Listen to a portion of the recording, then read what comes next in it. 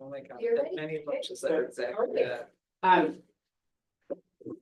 Good evening. I'd like to call to order the North Bend Budget Committee meeting for May 21st, 2025 at 5:34 here in the North Bend Council chambers. After calling the meeting to order, I'm going to ask our city reporter to help us with introductions. And then we'll continue on to the second agenda item, which is our election of presiding officer and secretary of the Budget Committee. So Ms. City Reporter. I'll go ahead and do roll call. So Commissioner Ingleby, Here. Commissioner Jones, Here. Commissioner Garboden, Here. Commissioner Slater, Here. Commissioner Schultz. Here. Commissioner Hamilton, Here. Commissioner Hagblum, Here. Commissioner Monahan, Here. Commissioner Golder. Here. Commissioner Richardson, Here. Commissioner Lum. Here. Thank you very much. And now I will go ahead and look to our finance director to talk about the elections process and the presiding officer and secretary. Yeah, so that's one of the unique things with the budget committee is we get to elect a presiding, or you get to elect a presiding officer and secretary. At that point, the presiding officer would then kind of take the gavel and be in charge for running the next steps. And so I think the first step in that process is really nominations. So I would leave it up to you to talk amongst yourselves and come up with a nomination for presiding officer. I'm looking around the room now at people who have prior experience with this. Is there any self-nomination for presiding officer? I'll nominate Bill Richardson. Does Bill Richardson accept that nomination? You can say no. Can I say no? Yeah. I don't care. Okay, I'd like to nominate Mr. Monahan. oh, Would you be willing? Sure. I'd second that nomination. As long as you don't talk too much. What? As long as you don't talk too much. I'll do it like VCB. So we have a nomination for chair for Commissioner Monahan. And then we need a nomination for secretary, correct? Correct. And can you remind the group what the secretary's responsibilities are? I would say it's more ministerial than anything. There might be something to sign off on in it, but there's really not a lot to do with it.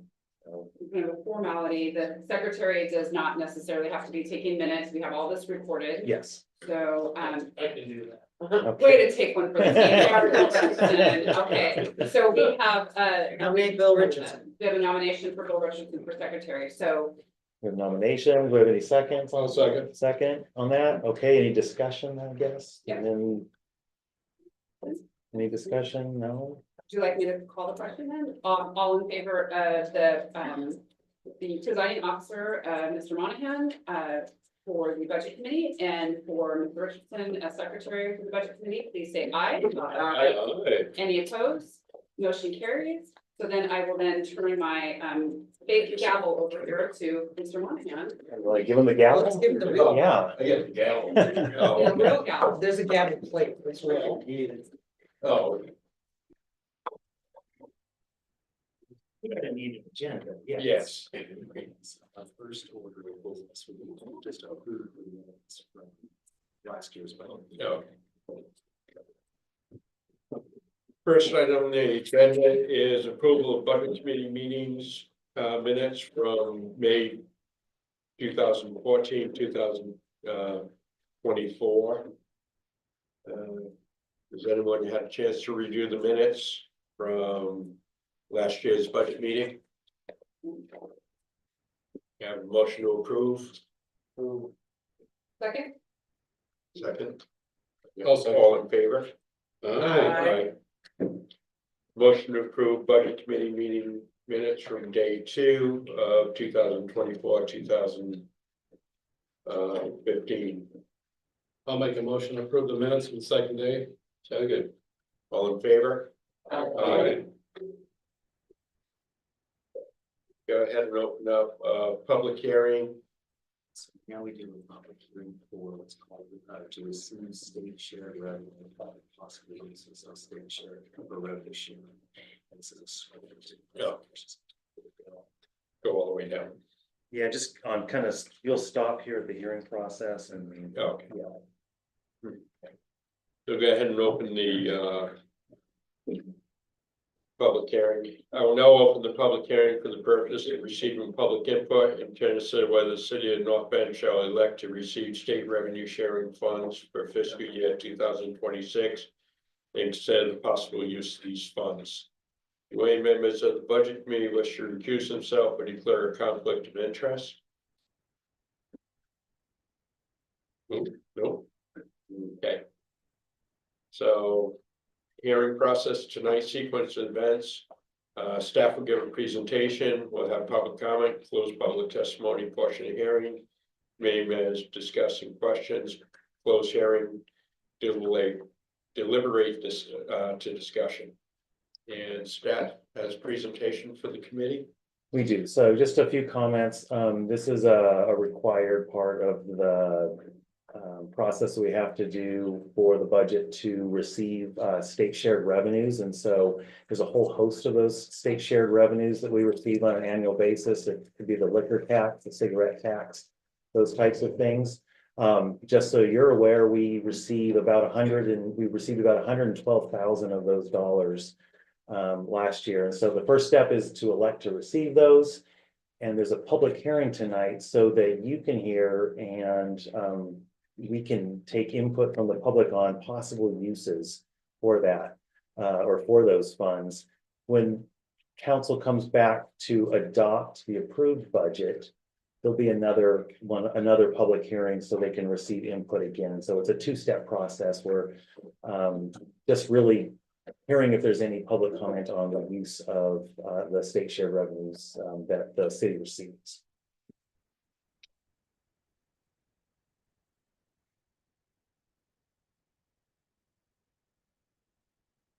We can open it up on number 5.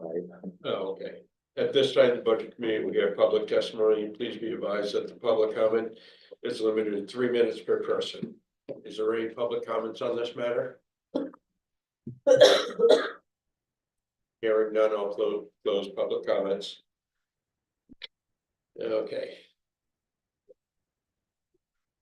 So now it's time for members to discuss the matter. Do any members of the budget committee wish to ask any further questions of tonight's speakers, including staff? Or does any member wish to comment on the agenda items? Please advise that this question and comments are limited to 3 minutes per committee member. Hearing none. Close public hearing when everyone's done discussing. The public hearing is now closed and budget committee will begin deliberation to decision. So. Recommend a motion. I motion that the city of North Bend shall elect to receive state revenue share funds for fiscal year 2026 to the budget amount of. Actually, it's just to receive the state share revenue. We don't have to have the amount Oh, okay. tonight. Yes. Which will be reviewed and awarded by the city council at a later date. Oh, yeah, Lord. You made a motion. Oh, okay. Seconded by Larry. All in favor? Aye. Any opposed? Motion carries. Close public hearing, the public portion of the revenue sharing.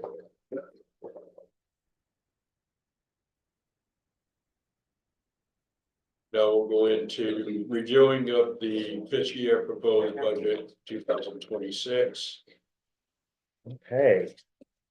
So now we're gonna listen or learn all about the fiscal year 26 budget. So we have a presentation to go through with you tonight.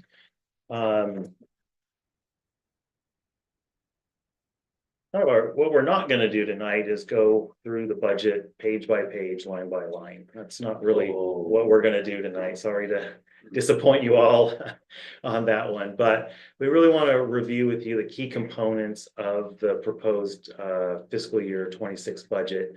And we're also going to review with you some adjustments to that budget. And so during the time that the proposed budget was issued, and tonight there's a few adjustments we'd like to propose and add in there. We're gonna cover those as well. This is meant to be kind of a dialogue too, so we can really get a lot of insights from you. So if you have questions, that's great. If we can answer them for you tonight easily, we will. if there's questions that you want to ask or you're formulating as you're listening to the presentation or wanted to ask, I have some sheets here for you to write those down on. And so I'm going to hand those out to you. And the purpose, I just get a record of all these. It's easier to have all those questions. And then we come back to you tomorrow night with answers to those questions, and we'll do another presentation just covering the answers, or just covering the answers to your questions. So I'm going to pass out just kind of blank sheets to everyone.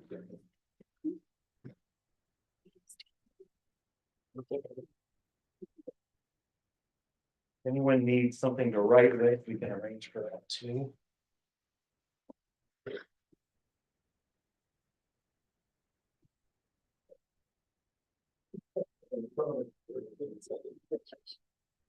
Yeah. Great.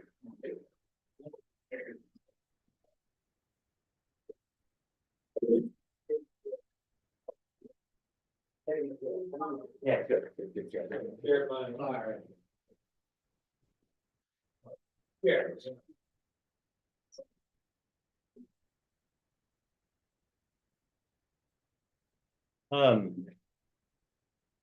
And then really, not only are you going to hear from me tonight, on the budget, but you're also going to hear from our department heads, and they're going to talk to you about, what's going on with their respective departments as well. Okay.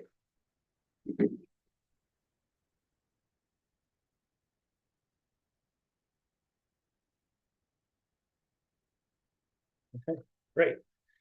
And then ultimately, our purpose in all of this is to approve the budgets for the city of North Bend and for the North Bend Urban Renewal Agency for advancement to city council. And that budget has to be adopted by July 1st, or there is no spending. So it's really critical that we get this done. And I know that we can. When we say the city budget, it's really a collection of budgets is the best way to think about it. The general fund has kind of the core services in it, but then we have a bunch of other smaller other funds too that have their own budgets. And it's really the compilation of all of those budgets that comprises the city budgets. And so we're going to talk about the general fund and then some of the other funds as well tonight. But it should be noted that a lot of the funds that are specialized have dedicated revenue sources for them. And that money can only be spent on that purpose. So for instance, we have streets, we get gas tax money for that. That has to be spent on our streets operations. Or we get wastewater and stormwater fees. That has to be spent on those operations. And so we don't commingle those, if that makes sense. So it's really a collection of budgets. And then it's the general fund that is kind of your main city budget that you would think of for like core city services. You'll see embedded within this budget strategic priorities for fiscal year 26 that has to do with fiscal sustainability. And so you're going to hear some information about kind of where the general fund's projected to go and addressing growing deficits. Policy review is a strategic priority of the city. And so during the coming years, you'll see kind of a focus on updating our government structures. Public safety is a key issue. And so you'll see in tonight's budget funding for the police and for fire and staffing and equipment emphasized. Infrastructure and improvement of our roads, sewers, and buildings. And so there's some information in tonight's budget and in the budget itself about the planned capital outlay that we're going to budget for in fiscal year 26. And then economic development is also a key area of growth to focus on for growth and for revitalization of our city. Page 17 of the proposed budget document actually has some information about these strategic priorities.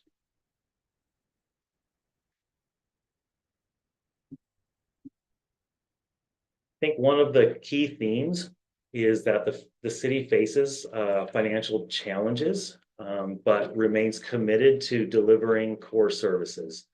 And so when I think of this budget, I really think of it as a core services budget.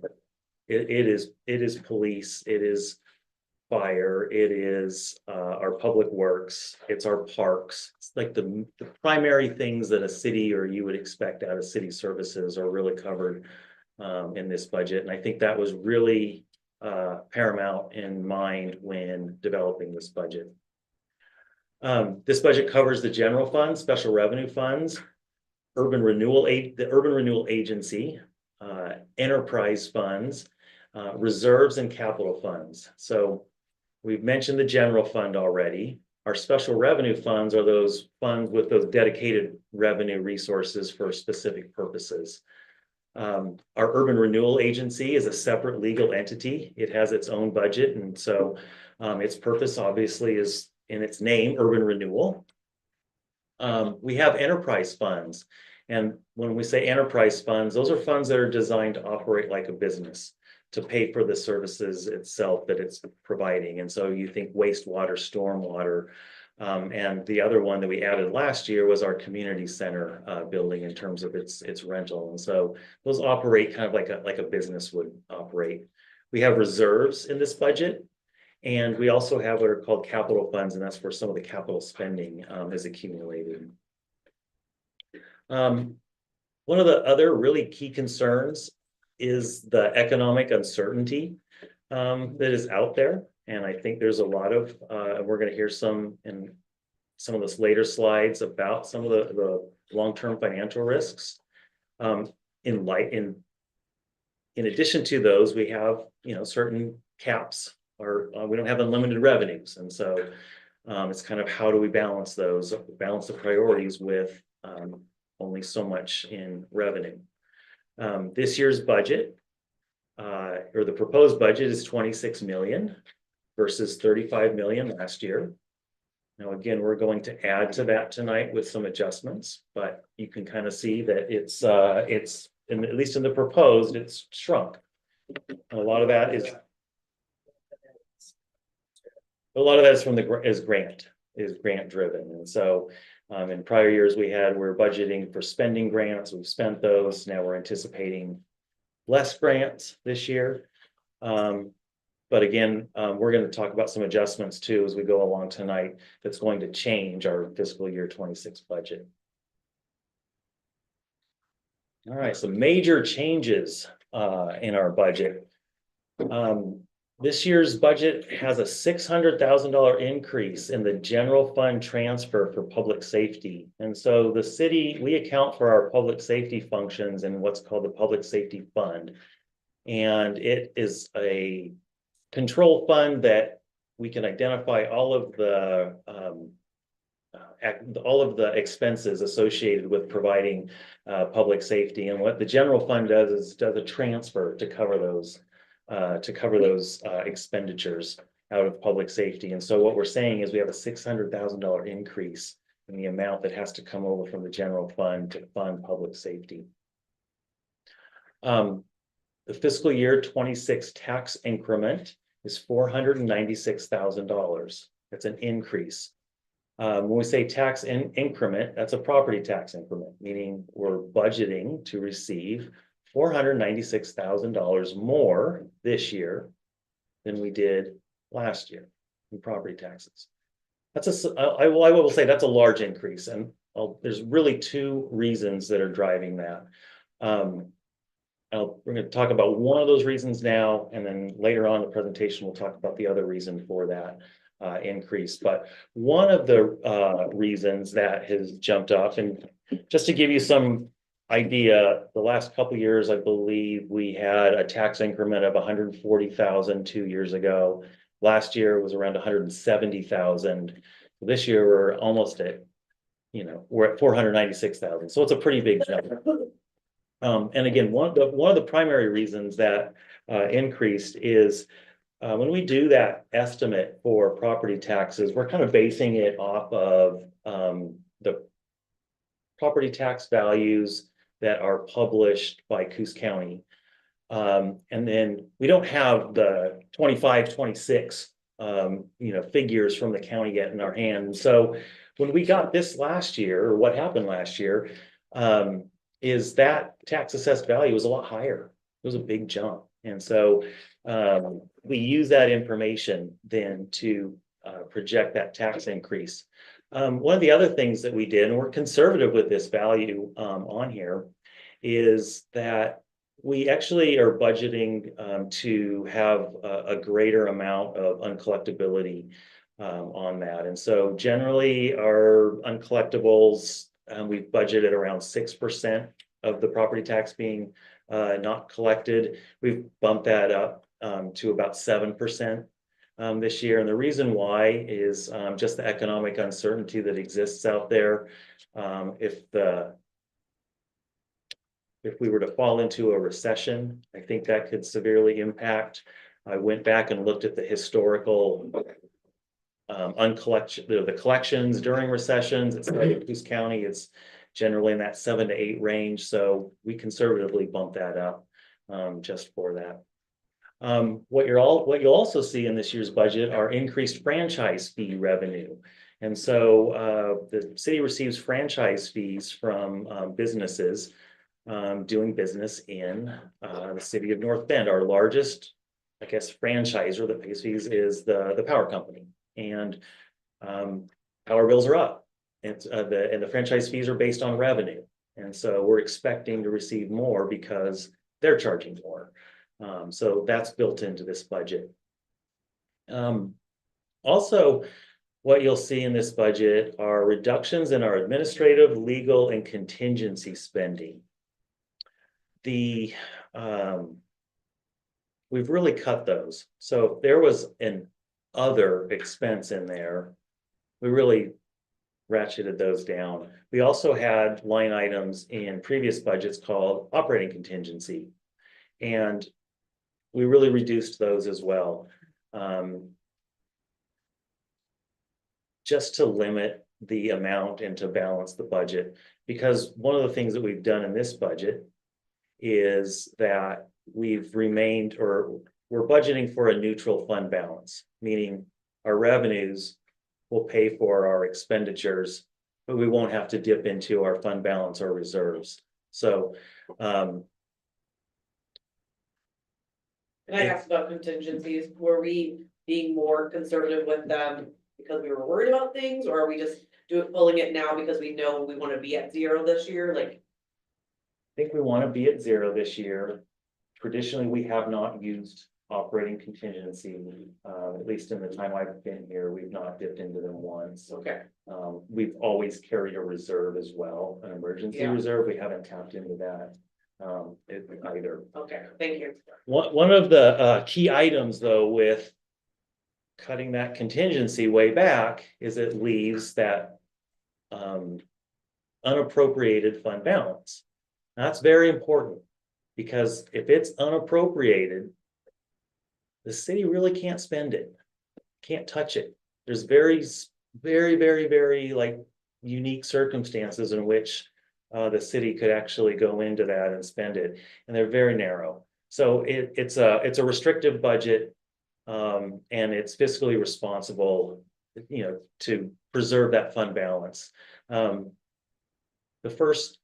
I'd say the first year that I did a budget, I felt that there was almost too much in reserves. Like we weren't spending enough, because the governments we're in the business of what? Providing services. Well, if we've got too much in reserve, we're not providing optimal service. And so we had to spend down into some of that. Now we're at that point where we're not going to spend into that fund balance anymore. We need to be prudent. And this year, the general fund does not reduce fund balance from its beginning to end. It should remain intact. Grant spending is really important. And you saw in last year's budget, it was higher. We still have grant spending in this year's budget. Our staff is really adept at getting grants. We're somewhat grant dependent. It's really competitive out there, but you'll still see continued grant spending in there as well. We have something in this in this year's budget that's fairly unique. It's called the Urban Renewal Under Levy. And when we get to the urban renewal slide in here, we'll talk about what an under levy is, and what that means for the city and for the Urban Renewal Agency.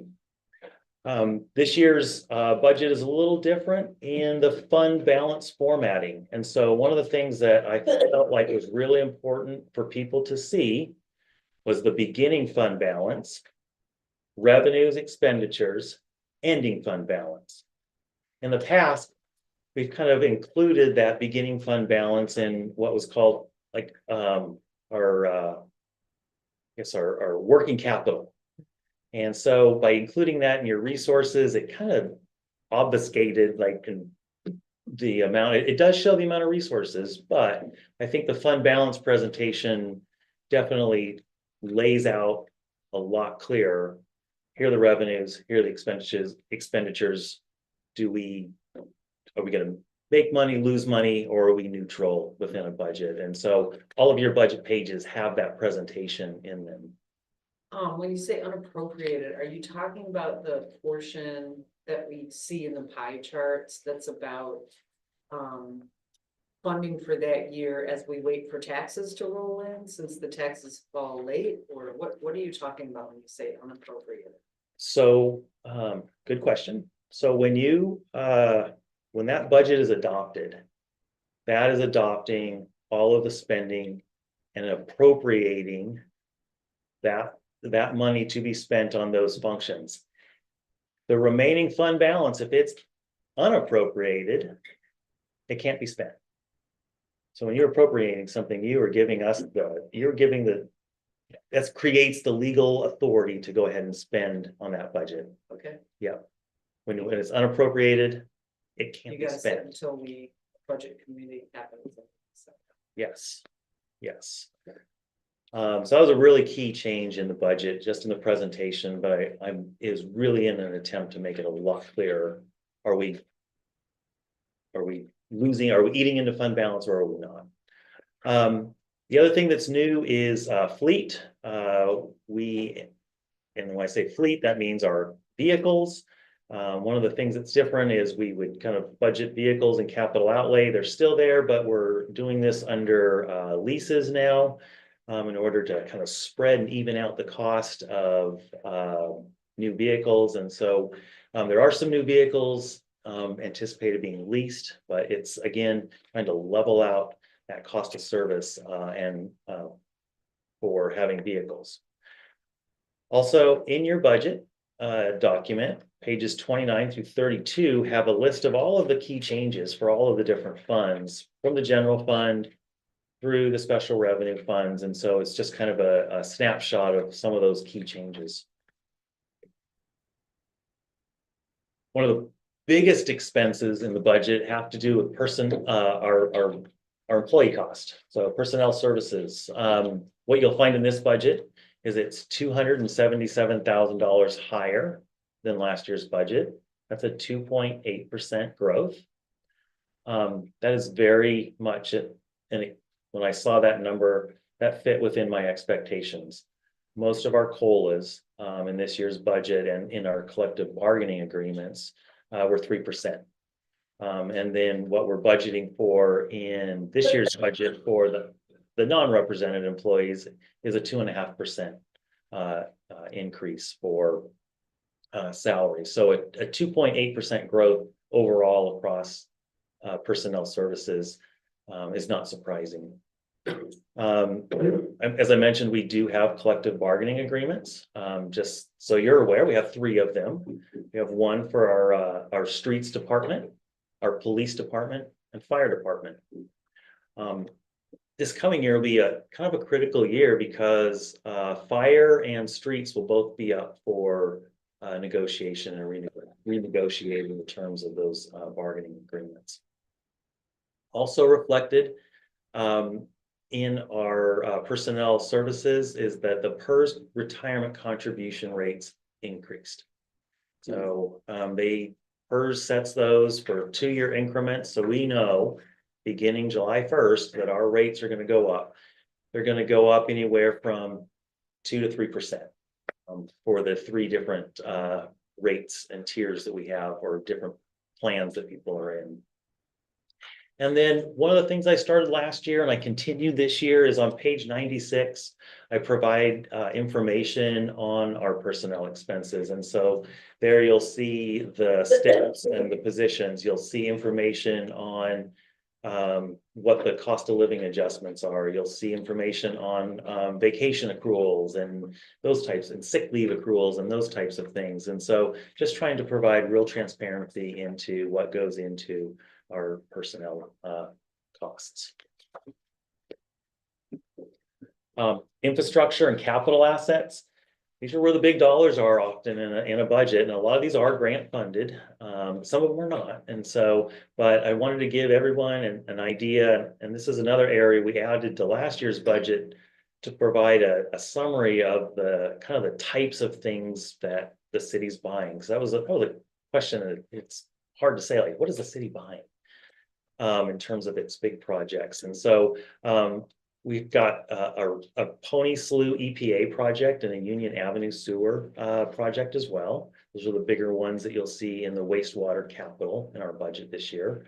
In our buildings and improvements, the pool has budgeted in its improvement fund a new air handling system. One of the foremost things that you'll see as you come into like City Hall area now in town is our new visitor center. And so there's construction budgeted around that as well. And in the Urban Renewal Agency, we've got a small building just north of here, the Bay Area Cleaners Building, that's been budgeted for renovation. Equipment, we've got some police SUVs, Commerce sewer vehicle, crack sealer, street sweeper, so some larger pieces of equipment budgeted in the capital outlays as well this year. Do we need all those? Do we need all those? Good question. The police public safety vehicles, I would say yes. One of the benefits of leasing the vehicles is we get newer vehicles, less in repair and maintenance. And then, gosh, I'm just going to highlight this. This is really great. So the fleet company that we went with that helps us manage this is Enterprise Fleet Management, and they help to both lease them to us, but also sell our existing pieces of equipment. And we just sold our first truck with Fleet Enterprise, and or Fleet Services. They were able to take a 2009 pickup of ours that they said Kelly Blue booked for around $4,500. They sold it for $9,500. So they're able to like really tap into kind of that, that national, where we're able to tap into that national kind of buying and selling of vehicles. And it's been great with them so far. They're also able to handle a lot of the transactional pieces. And so when Cal needs new vehicles, he's not the one out there searching for new vehicles and making the calls. He calls up Enterprise and says, hey, I'd like a new vehicle. And then they'll start working with him from there and take it from there. They also make recommendations on when it's optimal to get rid of vehicles as well. So there's some turnover from our old fleet. So yes, it's imperative, I think, that we get some newer vehicles in our fleet, and we have been. In terms of the other equipment, I'm going to let Ralph just kind of maybe chime in on the other equipment that was on there in terms of Which one? any of them. The sewer vehicle, the crack sealer, and street sweep. So a lot of our equipment in both departments, we have some heavily used equipment, primarily new equipment, in fact, only new equipment's in the wastewater fund and state gas fund. We have equipment as old as the 1978 grader. So that's our oldest piece. Most of our equipment is either within the last 3 years or circa 2000. I'm gonna say 1999, 2001, 2005. So we're hitting a point today where we're replacing this equipment. Contractors go through them a little faster. Most heavy equipment, 2,500 to 5,000 hours. it's not so much mileage, we don't get high mileage. But hours on the equipment, we're hitting that. So as a carryover item, we just ordered, which is in this year's budget and will be in next year's budget, a new street sweeper, which is think of a piece of equipment. In fact, our two major pieces of equipment, think of something that takes rocks and dirt and throws it at itself at high velocities. That's a street sweeper. The other major equipment is our sewer water cleaner, which basically is the same thing, high pressure, sucks up the stuff at high velocity and throws it at itself. So that piece of equipment typically lasts 10 to 15 years max. I think on our existing street sweeper, we spent almost $45,000 in repairs last year. So we just ordered a new one, $307,000. We won't receive it till next budget year. So that was in this year's budget, It was in this year's budget and it was in last year's budget. so it's gonna be, so it'll be a wash actually, then, is what you're saying? Yeah, it was carried over because those funds actually, that money does not go anywhere else. It stays in those funds. It's kind of a reappropriation. It's a So reappropriation. it's carried over, so it's not actually a new Our other, expense, really, it's an old expense just getting carried over. Yes. and a lot of public works items above and beyond equipment, get carried over because our construction season is basically May through October. So we start a project in May, this year's budget, we finish it in October, next year's budget. But equipment wise, a new crack sealer for the street department. I think the existing one's in 1999. The sweeper. I don't have my budget in front of me, so. There's a page there. Those are the two major pieces of equipment in the street department. The wastewater department, a combination sewer cleaner, which is like a fire engine today, $740,000. And we are required by our permit, which is issued by the state of Oregon, but it's a federal permit, to clean and video every piece of our sewer every 6 years once. So we do about 60 to 80,000 feet of sewer a year to clean and video. So this is a piece of equipment. It's not something we can say, well, I don't know if we really need it or not. We'll not get a new one, but or we're gonna be saving 3 years worth and then spending our whole next year cleaning 180,000 feet of sewer instead of. But regardless, and it's used for a lot of other things.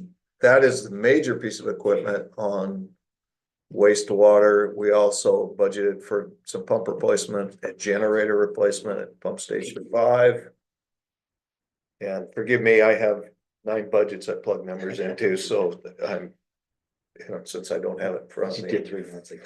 And I did it 3 months ago, so I'm working from memory here. Yeah, no, that's good. That's probably a good segue here to into our department updates. And so you'll hear again from Ralph in a little bit, but what we'd like to do now is let you hear from some of our department heads, and you're going to hear you're going to hear about their successes, what they do really well. You're going to hear about what they're really challenged with, and then what they're really excited about going into next year.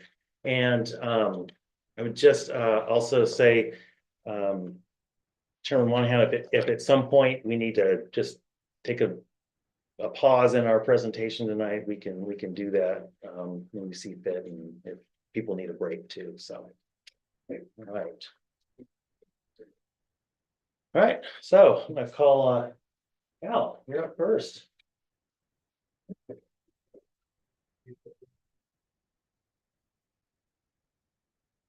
Police Department. Good evening, Budget Committee and members of the City Council.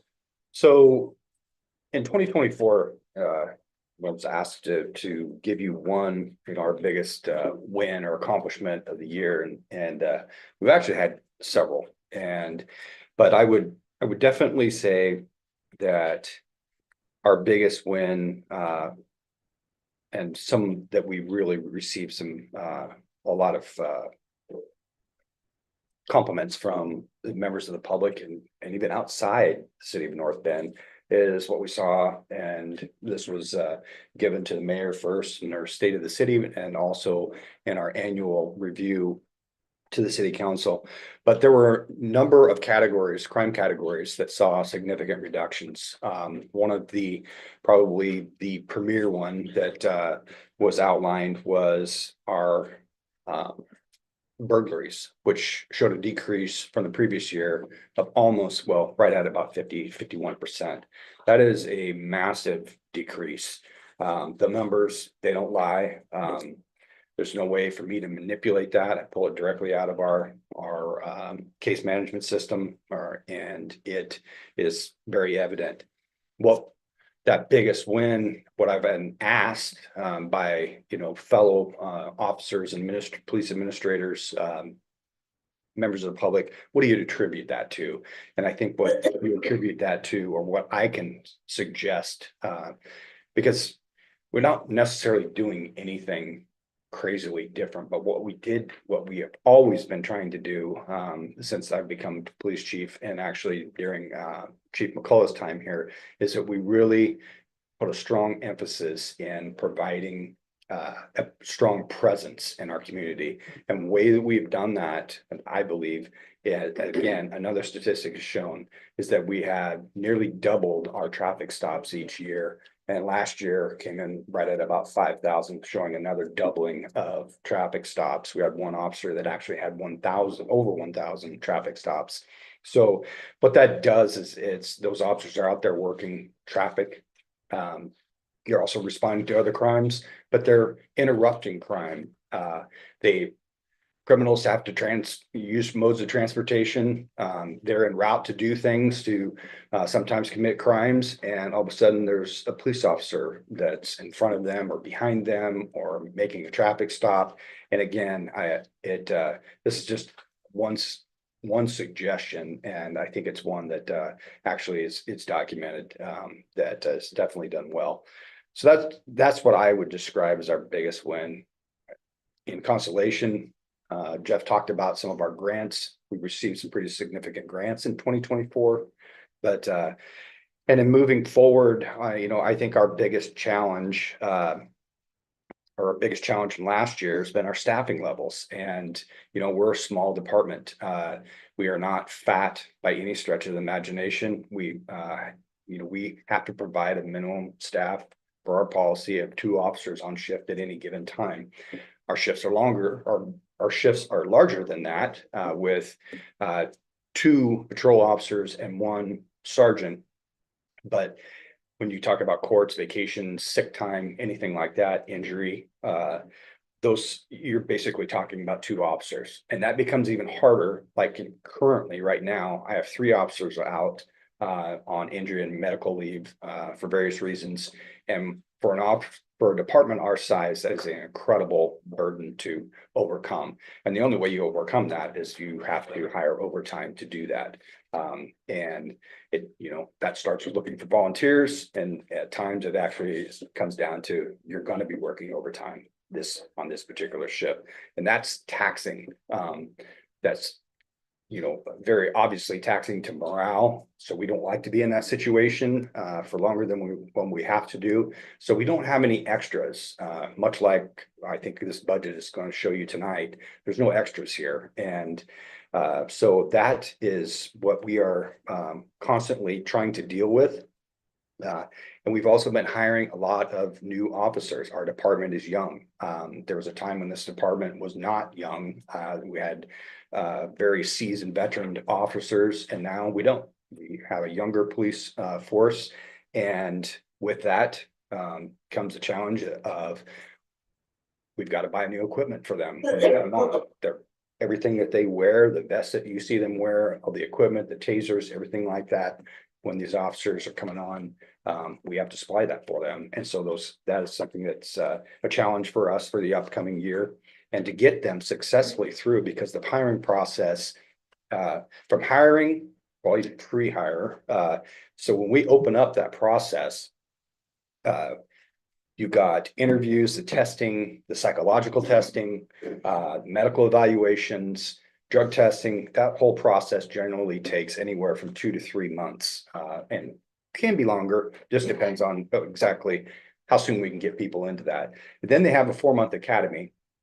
And both usually before and after that, they have a 3-phase field training process. And so by the time they get through all this, it's a year. And so we can't, it's not easy, and we just cannot simply afford to have people not make it during the field training evaluation program. And we've experienced that. And we experienced that as recently as during this last budget year, we had somebody that didn't make it. And then we've also experienced, just like any other business, people move on. They either retire, they decide that I'm going to try something else besides police work. We had that happen in this last year. So we've got to, that's been my job. And I've been on a mission to get this department to full staff. We have one last position right now that we're trying to get filled, and we'll find ourselves hopefully here in the next few months, at least having that last person on and scheduled to go to the academy. Thanks, Cal. So you don't see as many laterals from other agencies or whatever to pull into your force? We have, and that's a very, very good question. But traditionally, historically, when you look back, and I think that if you were to look back prior to my time here, they were even rarer. And it's just, but we have had, I believe, I think we're at 3-ish, if I'm counting correctly, lateral officers. And so those are huge wins, but you don't usually see them in a process. And you also have to take into account, why is somebody leaving? That's not always a good thing to see that in there. Okay, so not every lateral that enters a process is necessarily a lateral that's meant to work here, or that we want to work here. Is there anything that was left out of your budget because of budget constraints besides personnel, any type of equipment or anything that would, cut down on some of the overtime or things like that with computers or systems that would kind of cut down some of the overtime, with not so much in reporting and all that back in the station? Yes, I think that was a good question. One of the things that we're working on, I don't know if I actually made it in here into this year's budget, but I would have to say some of our computers, our desktops, and I can't remember if that was something that we left out just based on numbers, but I think, and I'm very proud of our equipment here, that we have some of the, well, we do have the best equipment and technology in our area, from LPRs to our camera systems. Our fleet is incredible. But we've got, and there are we have those vehicles in there that the last 3 vehicles now that we need to get replaced are in this budget as well. So I think this was my 4th year.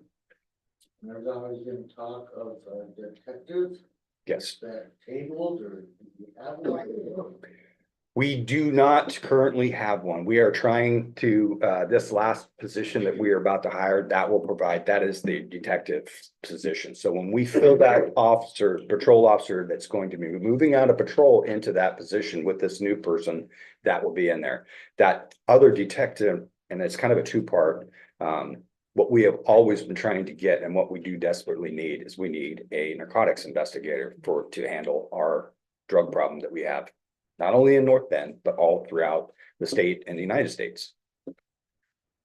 So Chief, I remember when I was on council that when there wasn't a detective, and then there was a detective, that the rate of investigation into the crimes that a detective was needed was like, went from like, it was crazy, it was like 3 months out to like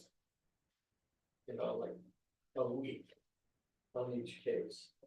So are you familiar with that? Yes, I am. Yeah, so can you explain you know, to everybody really what the difference is with or without a detective. The numbers may be different now. So I'm just gonna clarify one thing. I totally do not agree, and I don't think that those facts were represented to you correctly by that chief, Okay. without a doubt. We don't, no police department waits on crimes like sexual abuse of a child and things like that for periods of time. They just don't have the ability to do that. I don't think that anybody would still have a job if they were doing that, and rightfully so. But what is going on right now, and it's what we're doing, because it's what we have to do, is that our patrol officers are actually handling those cases. And those cases don't get the direct attention that they would receive by having an investigator. And the other problem with that is that patrol officers typically do not have the experience of just working those cases over and over again as an investigator would do, but they also don't get to go to the types of training that we send investigators to in specialized crimes like fraud, internet, it could be sexual crimes against children, abuse of elders, all those things. So that part is missing, and it is very important to a department. So until we have that back, what we've been doing the entire time that I've been at North Bend is that our officers are filling those gaps. And when their shift is over, but the next day, their work week's over, but the next day that there's an interview that needs to be handled of a child at the Child Hope Center, they're coming in on overtime to work that.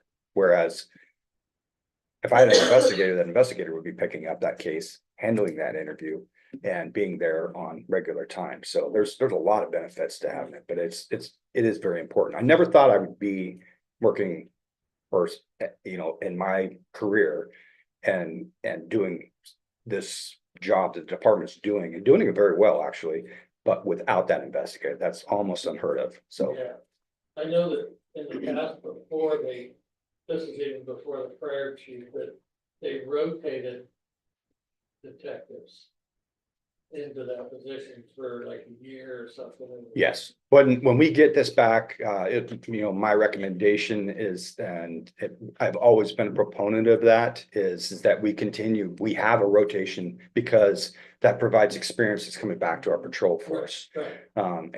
Stagnations, things like that don't occur. And there's some things that those investigators are handling in these types of crimes that they have an impact on them personally, if that's all you're dealing with day in and day out. So I'm a big proponent of 3-year rotation. Okay, thank you for that. Any other questions? Okay. Thanks, Cal. Thank you. Just a couple other items on the police department itself. The public safety fees are budgeted at $760,000. So that's based on that $15 a month utility bill. How many households? It was in the 7,000, I want to say, range when we were calculating that. And in last night's election too, there was a measure to up that by $5, and so that would probably bring about another $250,000 to $300,000 to add to that. It was solely dedicated to funding the police. Will that officially pass since it's under the old charter, or? I mean, yeah, we have a supermajority problem. It's the That super, measure. it will not. believe because of the supermajority. Yeah, so the way that measure was written, it's the electorate, not, so that includes people who didn't vote, that's who's on the rolls. That's I was just gonna ask our finance director to kind of explain that for one, because I think it might be confusing on Yeah. why they won't see that extra increase on their bill. Yeah. Right, so even though the measure passed and is supported, there's a limitation on the way that I believe it's the charter was written, that to be a majority of the electorate, not just those who voted. And so we would have to have more, would have to have over, I think, 51% of the electorate has to actually turn out and vote. And it has to approve, yeah, in order for that.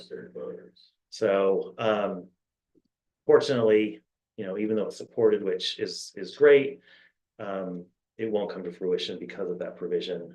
But there was another measure on last night's, or in the ballot this May also to change that charter provision to a majority of the voters voting. So, So could we, the city could bring it back at the next election, Yes, absolutely, and will. yeah, Undoubtedly. absolutely. you know, because part of that thing in that dollar is the city can raise fees, the whatever, social security went up with. You know, if it's 2.5, 3%. Did that get figured in any of the budgets, or was that? Well, we didn't raise any of the fees. The fees, yeah, it's kind of. 2.5. Yeah, we do that fee adjustment in January, so kind of. It's almost like opposite, it's like we only get half year's benefit of that when that happens, and so. When we look at budgeting fees, we kind of do the historical like look and say, okay, we think we're gonna be about here, but we don't actually know what social security increase is gonna be. 6 months from now, say, and so we don't actually do an estimate of that. The other piece of that is public safety. The second measure of that year was to limit the public safety to $15. It doesn't increase So we with. cannot increase that one. Yeah, that one. Okay. So I have a question, with 651 passing, it looked like it was passing. It doesn't override and allow us to take that money from the last measure. I don't Or is believe. it wait, because they were both on the same ballot, and it seems that both the 651 and the safety measure passed in North Bend, am I correct? So they both don't take effect immediately? So, Yeah, that's a great question. So from a staff perspective, as the administrator, I'm waiting for the requisite 21 days for the vote to be certified. Then I'm going to ask that our city attorney provide an opinion to the council. Opinions are just that. The council has to make a decision. And so based on what that opinion says, they can either accept the opinion and do as the city attorney says, or they can go out on applying and get into a gray area. The gray area would be as follows, and the logic is the public said, we authorize the charter change. And so the charter change has to actually be certified and then goes into effect, which means any future elections would be becoming on the charter. The fee itself, the logic is that the public overwhelmingly, but you have a third that said no. And so it only takes one person of that third of those folks that voted to say, not so fast. And so you don't want to deceive the public, you don't want to mislead them.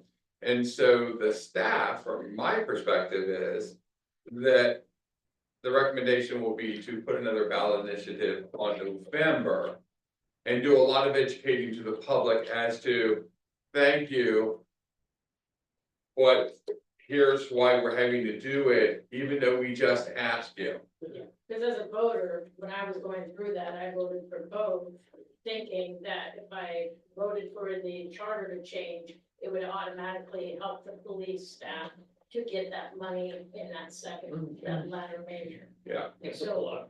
yeah, and from a So staff, You're the public, I think, as a budget committee, we're going to have to make sure we educate, like you're saying, for the November ballot, because our police force, who does an outstanding job, needs to be able to have the money that we just voted and approved. and so from a staff perspective, in fact, we were actually surprised that that one even did pass. We expected no across the board. We were actually pleasantly surprised because there has been a lot of trust building with the public since the 2019 public safety issue. And so very proud of the police department and how far the city has gone. And so they trusted us saying, okay, we'll reduce the amount of votes it takes because that's the same threshold for any other city.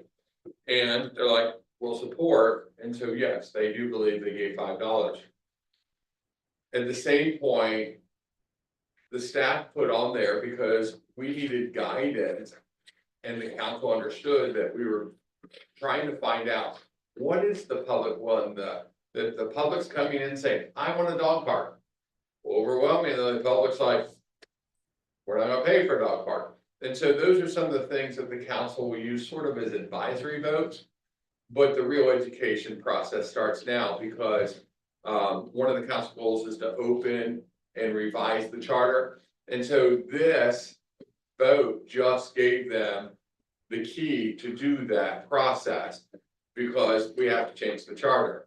And so it gives us an opportunity to do a full review. And so we're very grateful that the public, sided with us and overwhelmingly did so. And so once the votes are certified, we'll start putting out communication to the public to understand what happened, why, and communicate. So that if the council chooses to go in November, we're poised to do so. I also think that there's gonna be a voters pamphlet for the fall also, which could be used to educate a lot better than without one. Like this special election. And then the last thing I'll say about the police budget is there is a budget adjustment. We are going to add $25,000 of overtime as a contingency for some of the staffing issues that Cal discussed. So we make sure we have a buffer there for that. How's everybody doing? We've been going an hour now. Do you want to take a 10-minute break? Or do we want to just continue? We could do one more. It's up to you. You're sitting there, so if you need a break. I'm okay. I just sensitive to everything. Let's do one more slide and What side of the break? I'm seeing his head nodding. Yeah. That break wouldn't be out of the question. Or round break. Oh, that's right, there's, sorry. Parks and pool, Aaron. Well, with the break coming up, I'll make it quick. Just what you wanted to hear. So I've now got one budget cycle under my belt here to the city of North Bend. I think I've come to understand what people are really kind of looking for. I think we've done a lot of work in the parks. There's a lot of work yet to do. Unfortunately, it looks like this year is going to be a little bit of a challenge. We're happy with the equipment we've gotten new with the enterprise agreement. We've got some equipment there. We really look forward this year to doing some public outreach, getting some of the volunteers and things back into the parks. That'll help kind of with the budget, keeping things clean, using more citizens in the park, developing that working relationship between us and them. Will be some reductions in the budget. Those are going to be items that have been miscellaneous, not really caught up, not done in the past. We've got a lot of those done. I've got staff on board. Did have a little difficulty with staffing this year, lost one person, trying to bring one person on. Just the nature of how things work, but we've got a good crew. They work hard. They're dedicated to what we do. The one increase is going to probably be my professional services, and that's really the enterprise vehicles and my contracts for security and stuff in the parks. Yeah.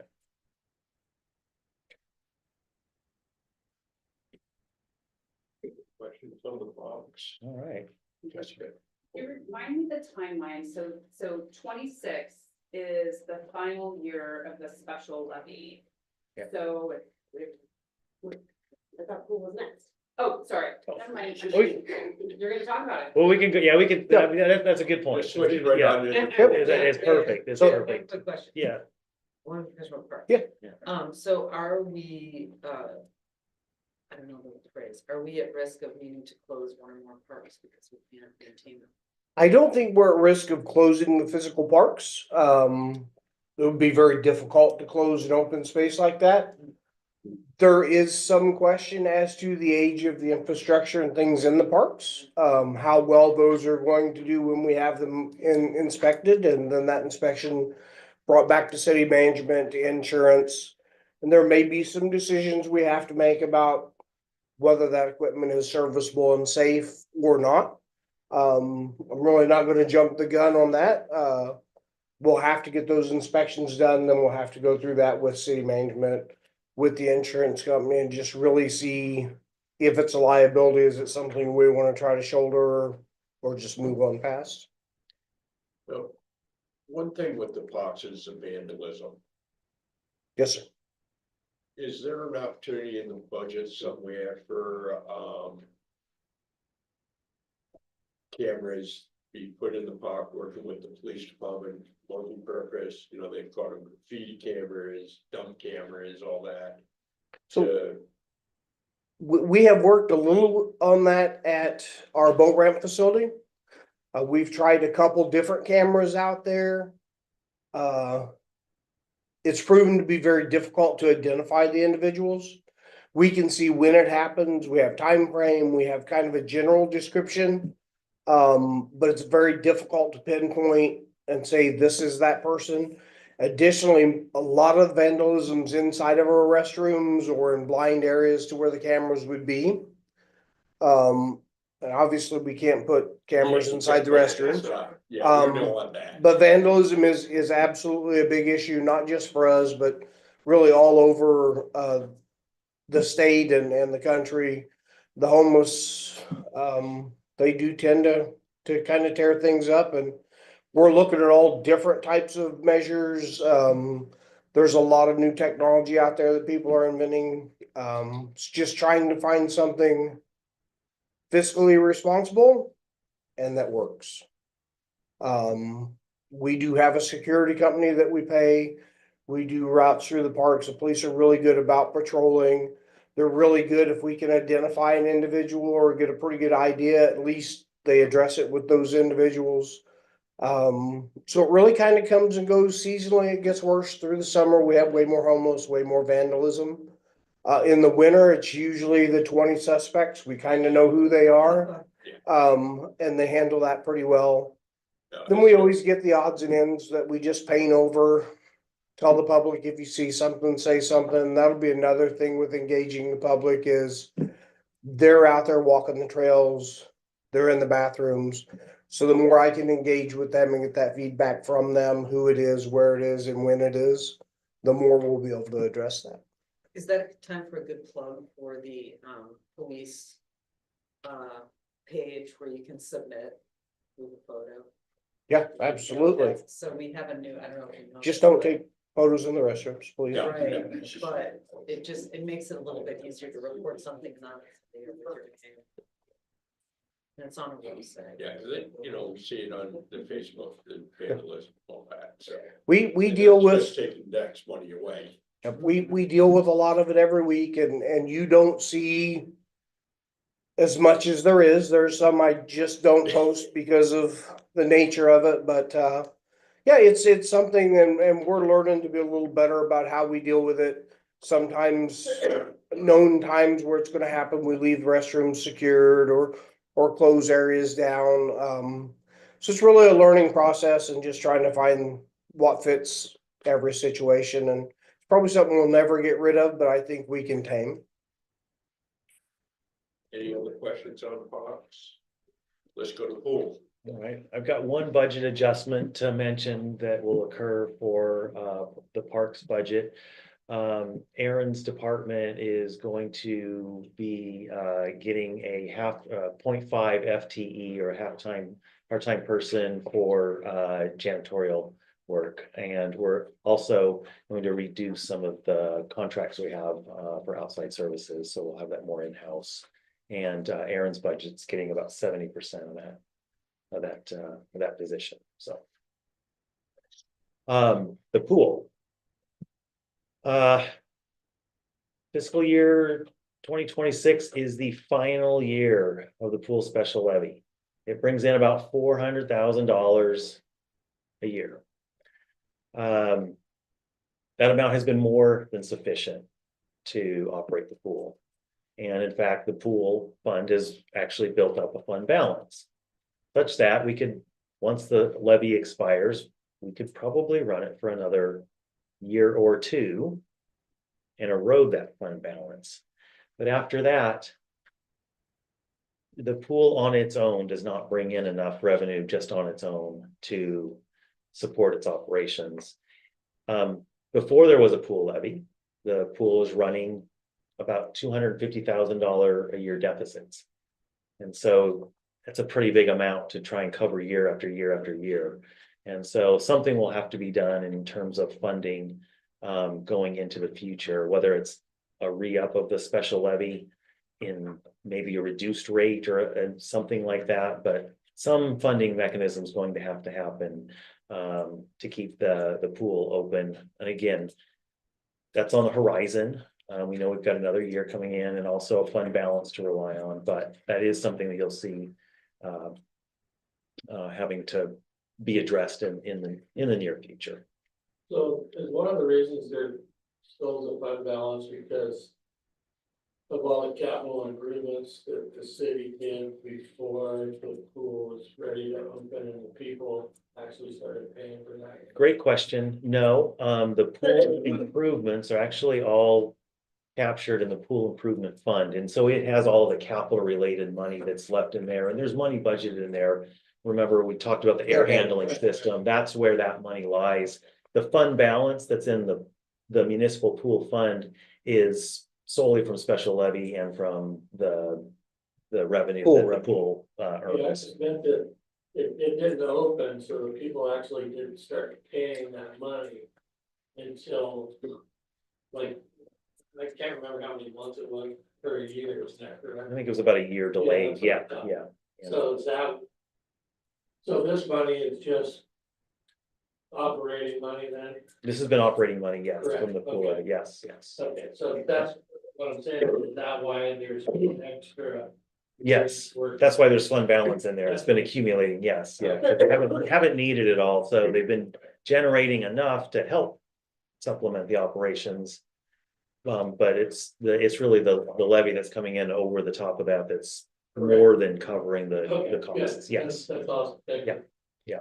So that air handler that you're gonna be purchasing, is it a Dryatron system where it can be used to heat the water also? So it will not be used to heat the water as well. We put a new boiler system in, which is through a heat exchanger, what heats the water. Now, the current system runs off of that boiler and has a radiator built into it.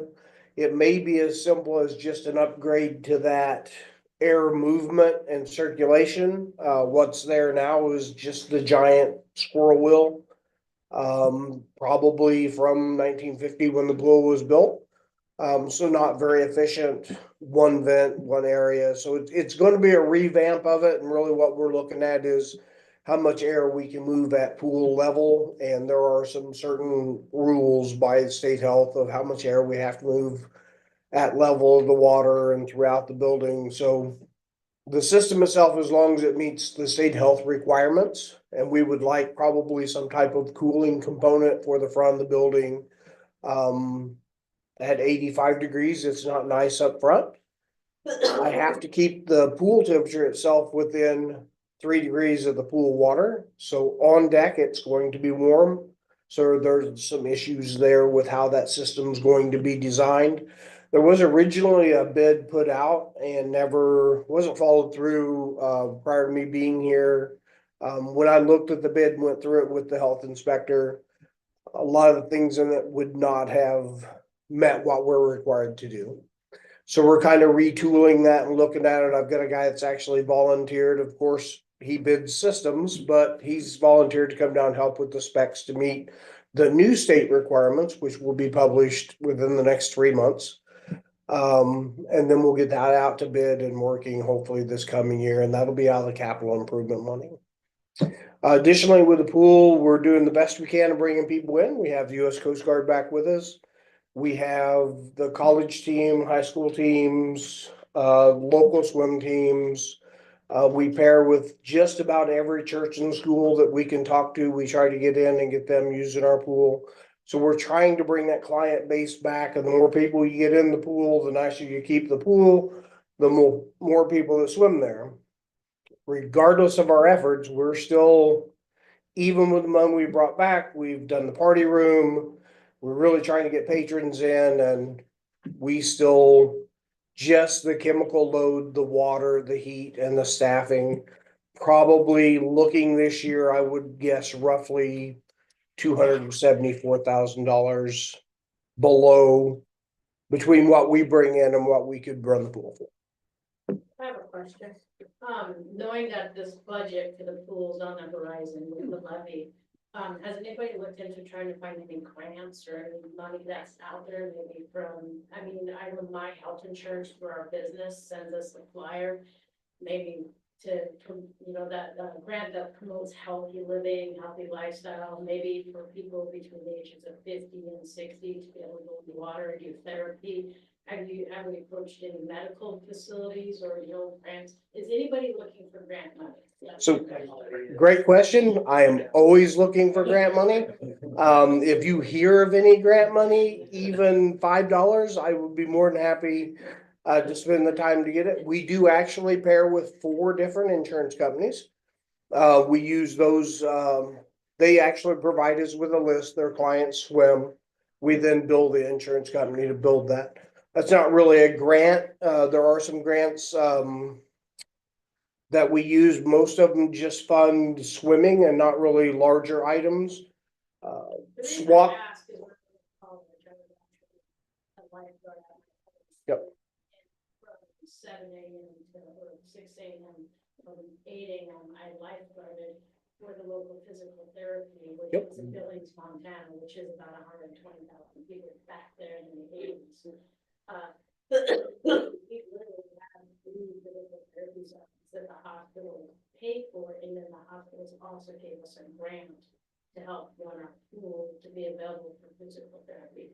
So that's where that thought was coming So- from. I know we have physical therapy people in town, and going to the Mingus swimming pool in December for physical therapy, I wouldn't want to be in that pool. I'd rather be in there. Makes sense. So Yep. I don't know. I'm new to the budget committee, so I'm just asking. I don't know if anybody's ever researched those. Yeah, so I've talked to local, there's actually a local health group that actually does budgets to help swimming and stuff in the summers. All 4 of the insurance companies. At this point here in town, there doesn't seem to be either enough interest or enough qualified people to come in. We do a morning class 5 days a week where we have swim aerobics. We do a lot for older or elderly citizens come in. But we don't have anything that's grant funded or that way. SWAC this year, our college team did help us. We bought new toppers for all the blocks, and with grants and their help, we got about I guess $12,000. So it's just hard to find the bigger grants that affect just the operation of a pool. And I could find the grants for building things and stuff like that, but that's not been our issue so far because we still have the capital improvement money. Finding grants to run the operation tend to be a challenge. Correct me if I'm wrong, so we don't have a different fee schedule for non-residents? We have a different fee schedule, do. residents, non-residents, military, yes. Mhm. Okay.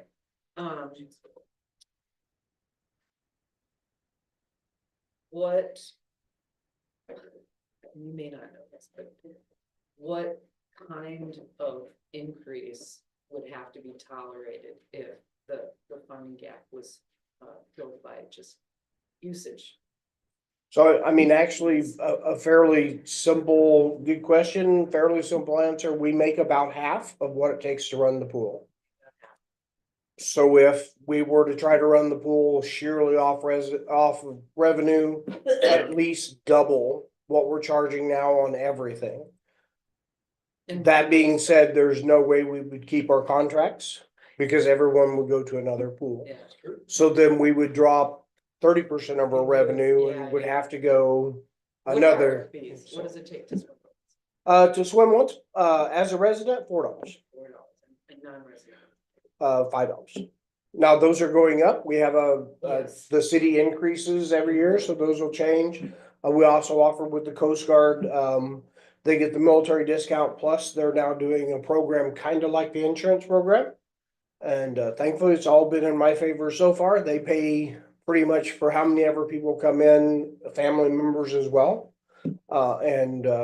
That's really kind of, we've seen a bit of an increase and they've even brought in the cadets to swim now, so.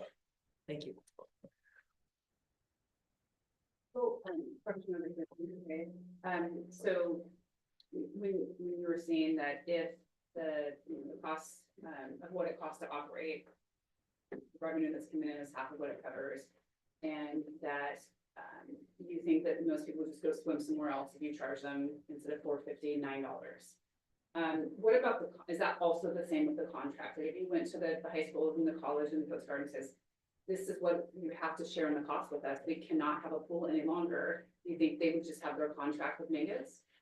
I think the college would go back to Mingus. I think the Coast Guard would go back to Reedsport.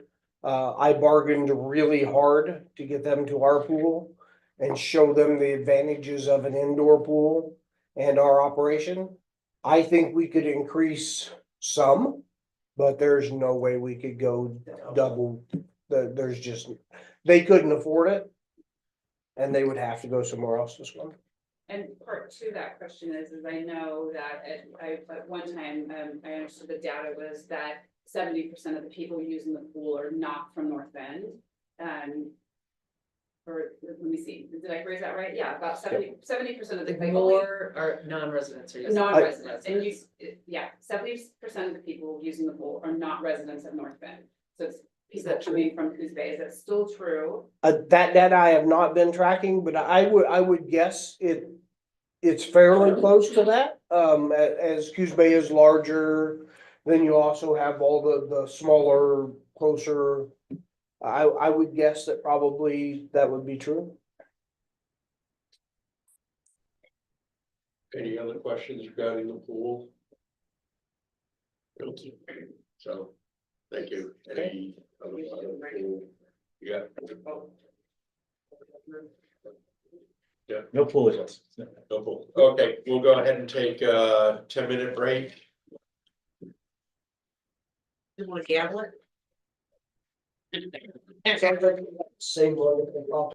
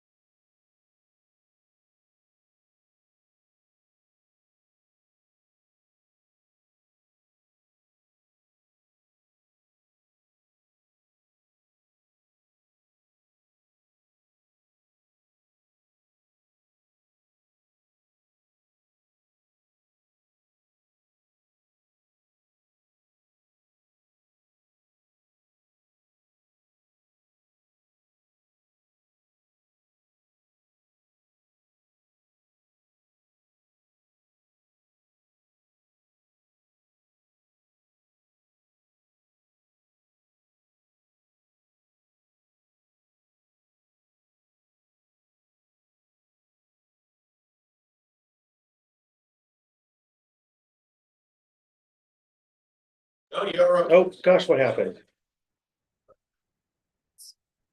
Turn the video back on. Oh, that's what happened.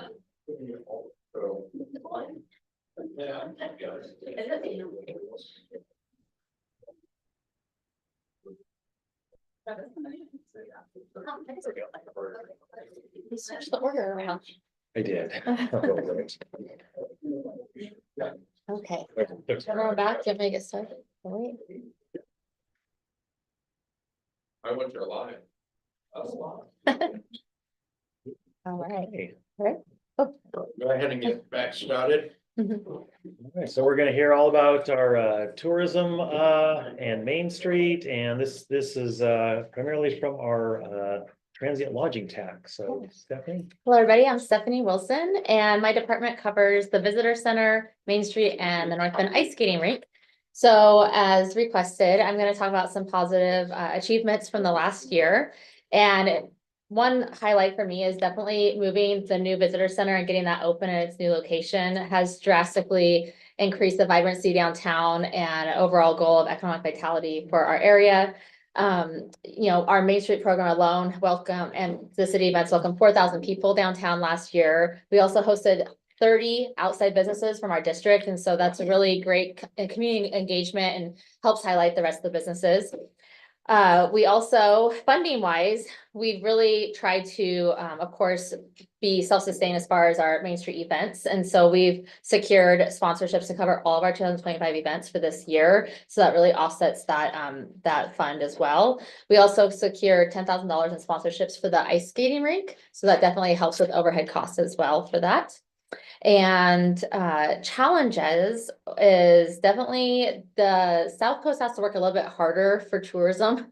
North Coast and Central Coast have a lot more amenities that they go to. So just that overall advertising to get people down here. North Bend specifically geographically is so much smaller. We have a short time frame to capture visitors, which in turn gets them throughout the rest of the city. And if they blink, they're through North Bend and then they're in Coos Bay and they keep going. So that's why that development at the Visitor Center is so vital to not only tourism, but the community as a whole and what that can bring to the vibrancy of our area. And then volunteerism is definitely always a challenge. Our Visitor Center definitely needs those volunteers, and our events need volunteers, and like everywhere it's down. And so I would say that's definitely one of our challenges. Initiative wise, just continuing to go after grants. So we have 4 big ones out right now that we're waiting to hear back on. And you know, there's the ones we target is blighted property, initiatives for entrepreneurs to help fill those vacant spaces. And also we're going to be hooking back up with Recruit Hippo to get some youth that is paid out of our pocket, but out of their programs to help offset the seasonal temp services for employees at the ice skating rink. So that's what we're going to be looking at doing to offset our costs. As we know, TLT dollars are never guaranteed. It is the tax dollars that is from lodging properties, Airbnbs. And so if we don't have travelers, we don't have those dollars. So we have to be creative in finding ways to help offset our cost. So we'll continue to try hard to do that. You anticipate, you know, the VCB is set up with, you've got that very nice sign in Coos Bay. And there's to be an equal sign in North Bend once. Yes. You know, now that we're setting, is that still in process? Yes, definitely. As we are aware, the development is multiple phases for that corner. Phase 1 was definitely getting the building itself renovated and opened up. And we've seen a 70% increase in foot traffic from the old center, and I don't even have a sign. So that's a great improvement right there. I have a temporary banner, but we will be getting some signage on the actual building until the larger monument style sign on the corner will be finished. So that's going to help definitely. So tons of amenities. Like I said, we need a reason for people to stop in North Bend. We need something attractive. We need, you know, a community hub, because as we've seen with just a makeshift parking lot and not even a sign, we're generating so many more people downtown. They're wanting to stop. And, you know, it's surprising how many people stop and don't even know about Shore Acres, which is incredible. So if we can get them, we can send them through the rest of North Bend and help with the overall vibrancy of the city. But yeah, the parking lot, outdoor restrooms, ADA walkway from the lower parking lot up to the building, because it's kind of terraced, with a different grade there. We'll have a stage. We're really proud. We did receive a $50,000 grant from T-Mobile to complete phase 2, which will be the common area and have some outdoor seating and picnic tables, and that will create really great space for people to enjoy and want to stop at.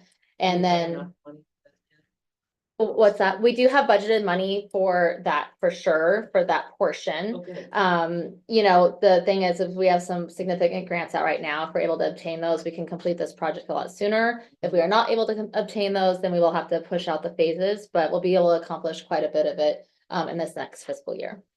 Is that with that 900?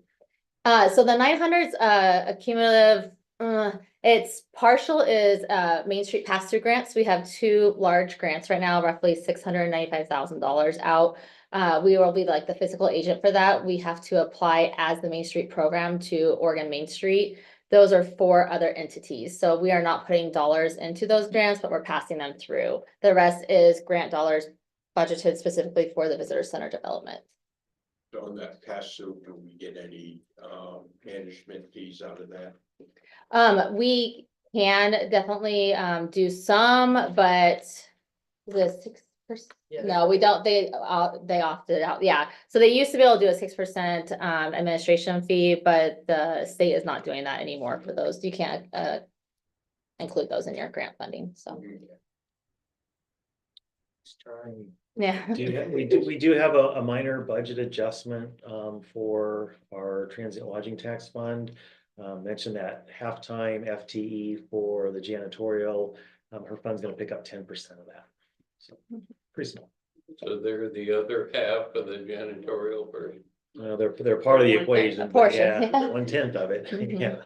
yeah. And so, and I oversee 2 facilities, the visitor center, of course, as well as the ice skating rink. So there is some janitorial, Yeah. small portion for that. So, any other questions? Any other questions on tourism in Main Street? Okay. Thanks, Stephanie. Thank you. Oh, wait, I do have a question. Oh, I do have a okay, yeah. question. This is about, capturing that that tax from like Airbnbs and Verbos and things that are just sort of off the grid from our normal stuff. How do we get a hold of that money? Or do we? Right, so it's definitely a task trying to make sure we're getting all of those funds, and the Yeah. team has been definitely brainstorming some ideas to help make sure that we get that done, and that is included in one of our council goals that you guys just adopted as the city council. So we'll be looking at different avenues and obtaining all of that money.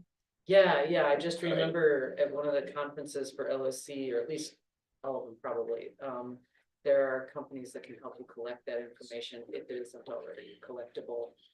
I feel like. There is a way to collect that money and the city doesn't have to do anything. It's the state of Oregon collects it for you.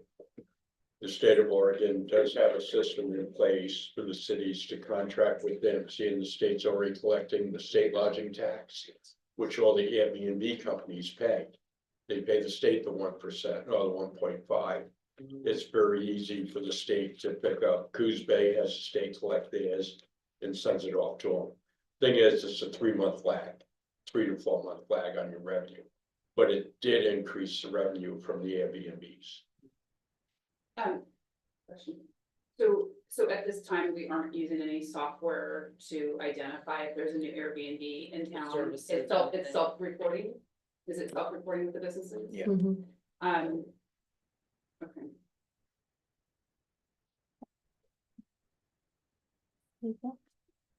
Any other Okay. questions? All Thank you. Thank you. Move about the library. Haley.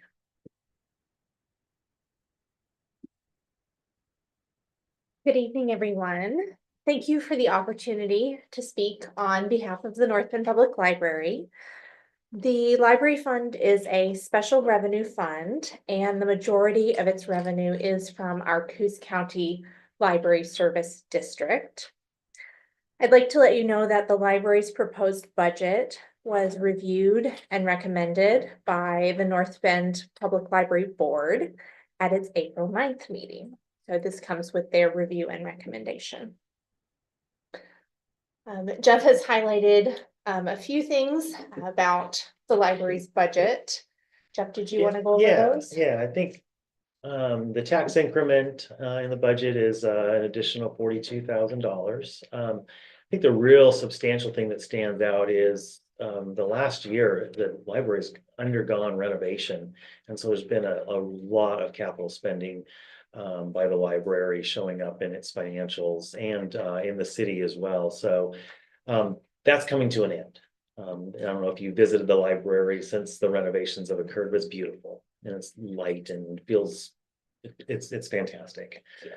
And so I think, you know, what we get down to in this year's budget is kind of more of just the operating budget with staff and materials and services. So Back to our regular programming. We're happy to be at that stage. As Jeff said, the success that I chose to talk to you about is that we have made significant improvements to our facility in the last fiscal year. One of our major successes was the completion of this renovation project. In late summer, we finished restoring the building's exterior with a full roof replacement. In the fall and winter, we turned our attention inside, refreshing the children's room, creating a dedicated teen space, and giving the rest of the public areas a much needed update. And so we're very pleased to be back open and about 90% back up to regular operations. One of the challenges we are now facing is rebuilding our daily attendance. The extended closure for our renovations definitely had an impact on our foot traffic, and we're working to address that as we move through the end of this fiscal year and into the next. We've planned a robust summer reading program with lots of fun activities and guest performers for children, teens, and adults. And we will be evaluating our service hours to make sure that we are aligning those to best meet community needs. And then looking ahead into the new year, we are going to be working to develop a new strategic plan. With our previous plan completed, this is the right time to engage staff, the library board, and the community to chart a thoughtful and inclusive vision for the next 3 to 5 years for our library. Those are our objectives for the coming year, and I appreciate your support of the library. Just say one more thing on the library and Haley's budgeting. I think in fiscal year 2024, when we got our audit back and we look at the budget versus what actually happened, I think you were within $45 or so of budget. And so it was like, wow. Wow. Yeah, so Thanks, good job. Jeff. Yeah. That is something. And I'd be happy to answer any questions that you have about the library or our budget.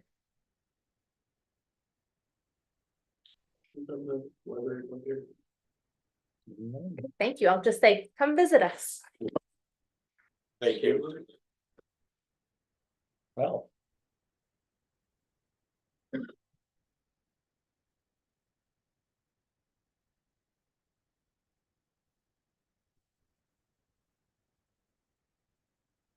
Jeff threw a monkey wrench at you here a little bit because he combined basically 4 departments into one, but so at least 4 separate, actually 7 separate budgets. But so we're here to talk about public works and streets.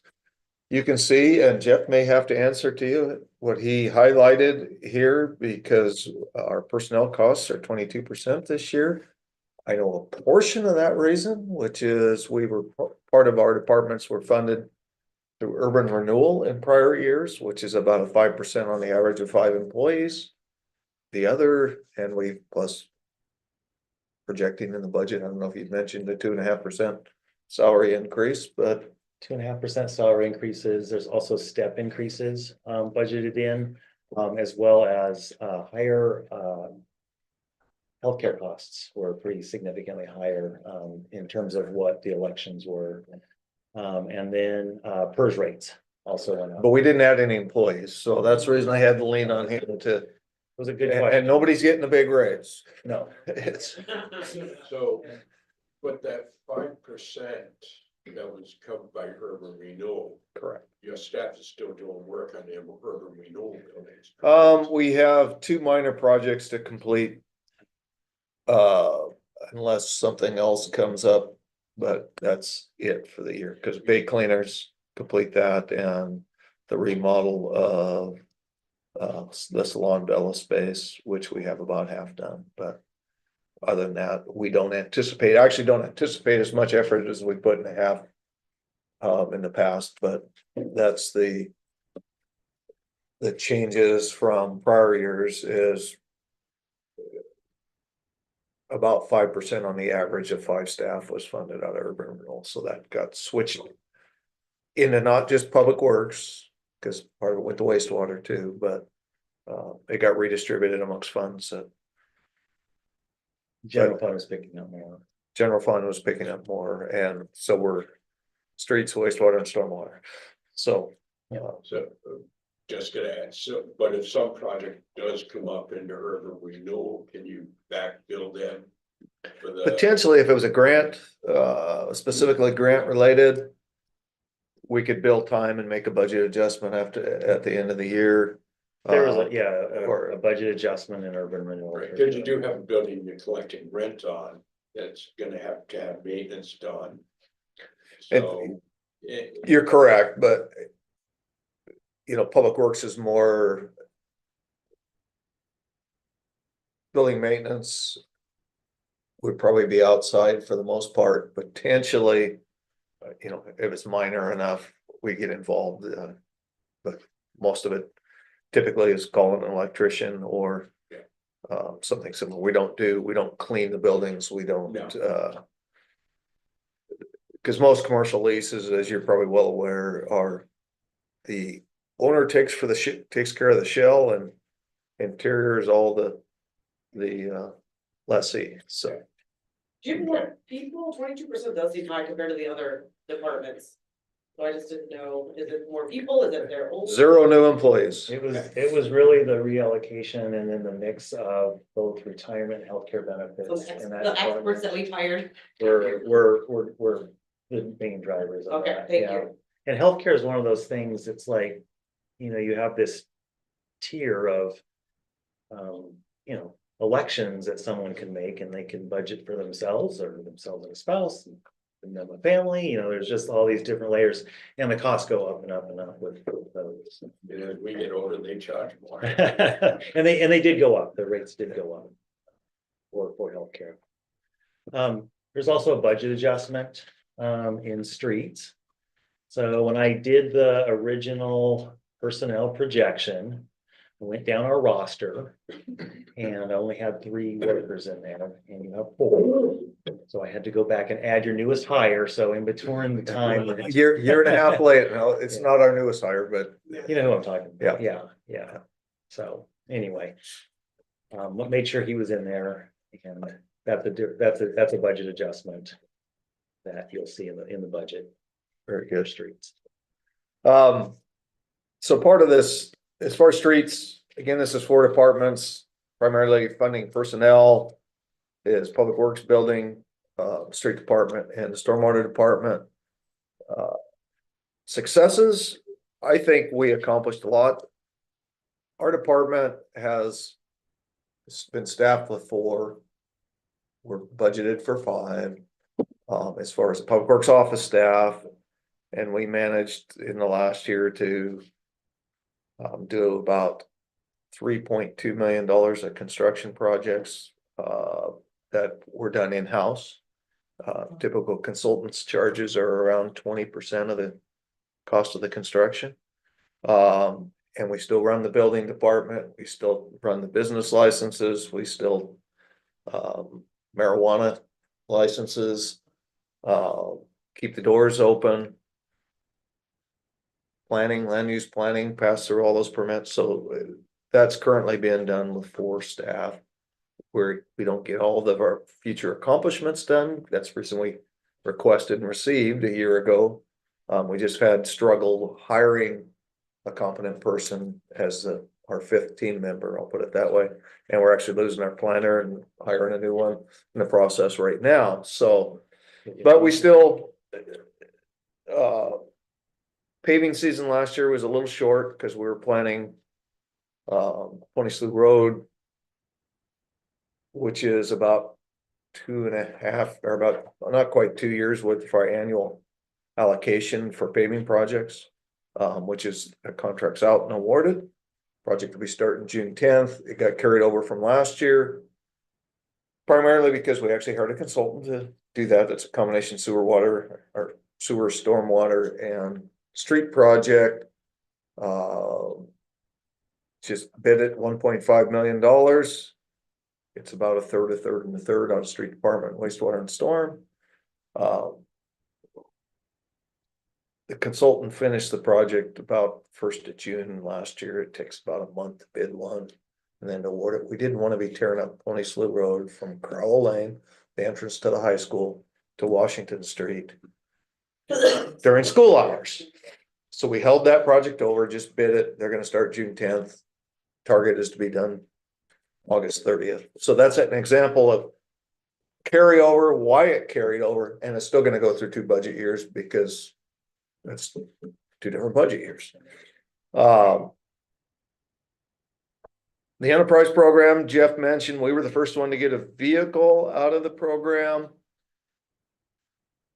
It is a neat program where the vehicle that sold and got the return. Their target is 5 years. So as I mentioned earlier, we're getting rid of 2009 vehicles right now. 2008, 2009 vehicles. So we were carrying the vehicles 16, 17 years.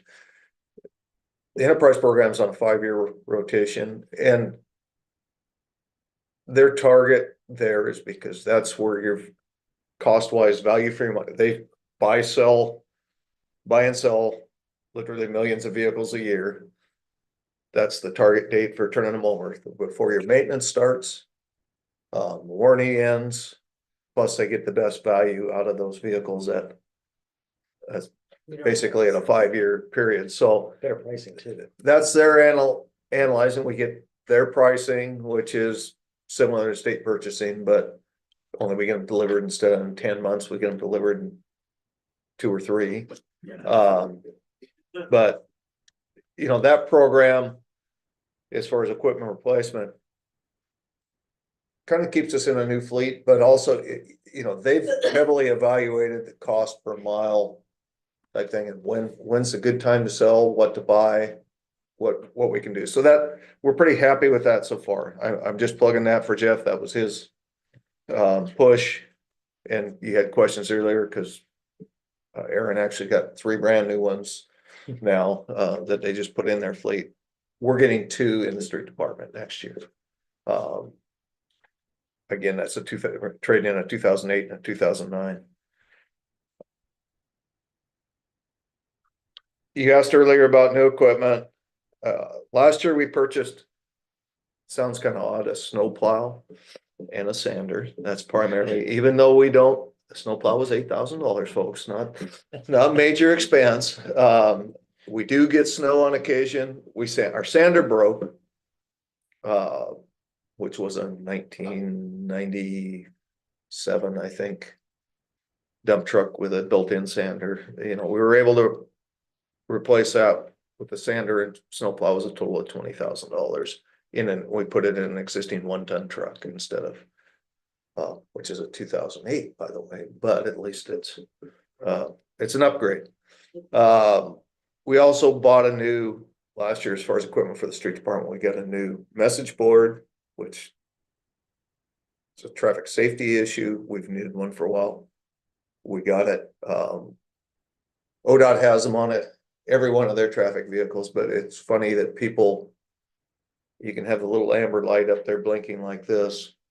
People don't seem to know where to go. They pull up behind you and look and say, what do I do? You get a bigger board with an arrow pointing like this, and they seem to figure out where to go. So it's $1,000 light or a $17,000 light. They know how that $17,000 white light directs them.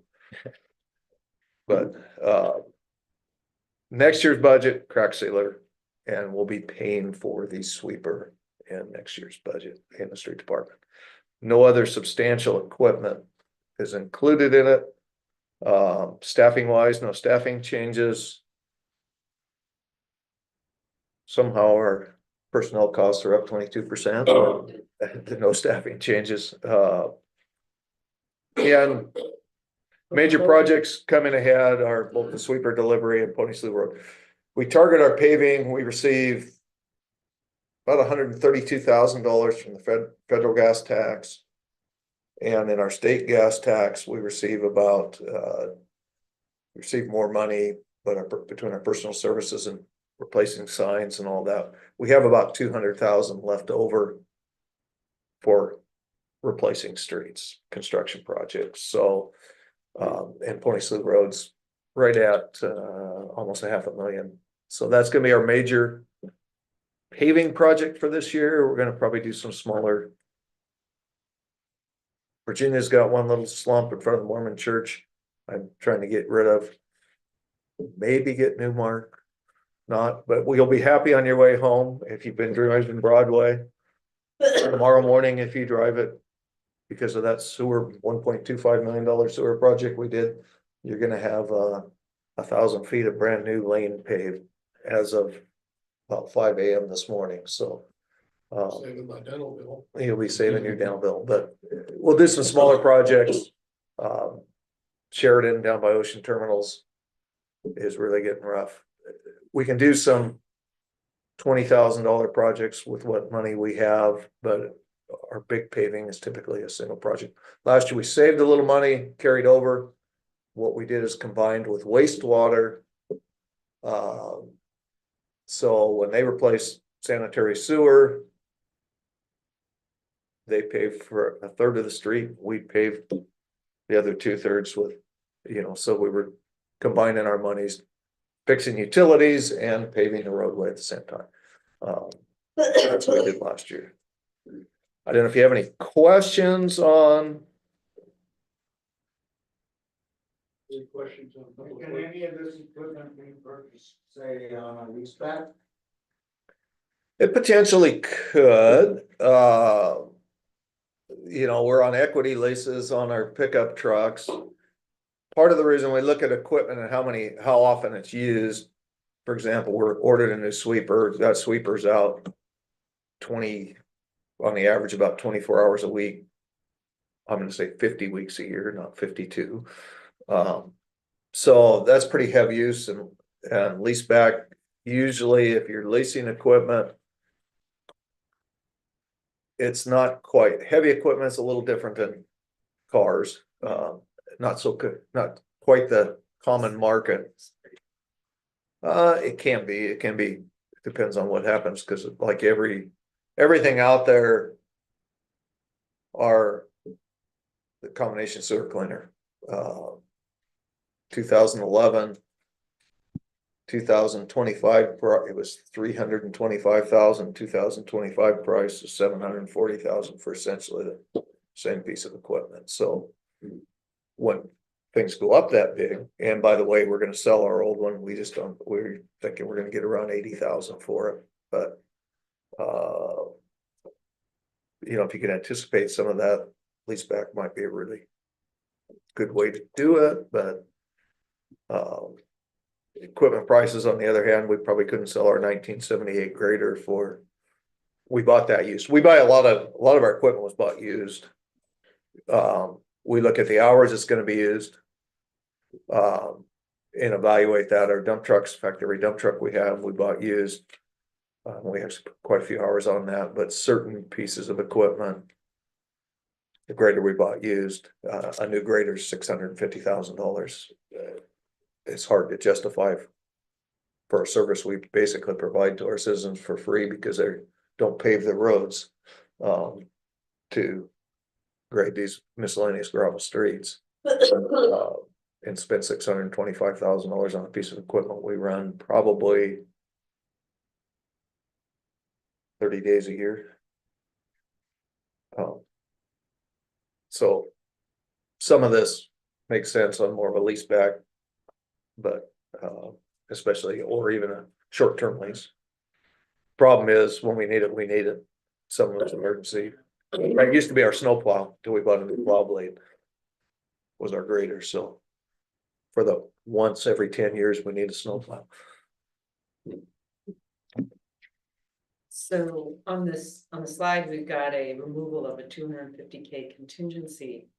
And I'm curious, does that mean that it sat there and we didn't use it? Or does that mean we had to cut?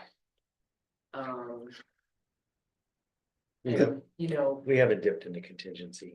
so you're fine, you're not fine, but maybe like, okay, maybe this isn't okay, but.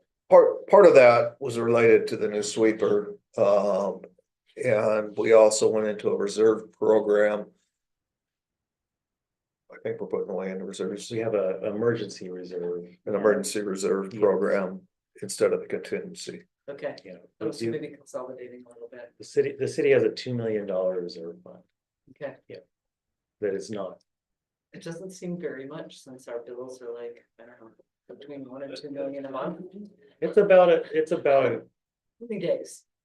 yeah, it depends on if you look at it, like in terms of like that, when I look at that reserve fund of $2 million, that emergency reserve. That's on top of fund balance. So if a fund has fund balance, that's its reserve. The emergency reserves are on top of that. And are truly just meant to be used in an emergency. And I will admit that I think we need to do a better job of defining when that gets used and when it does not get used. Yeah.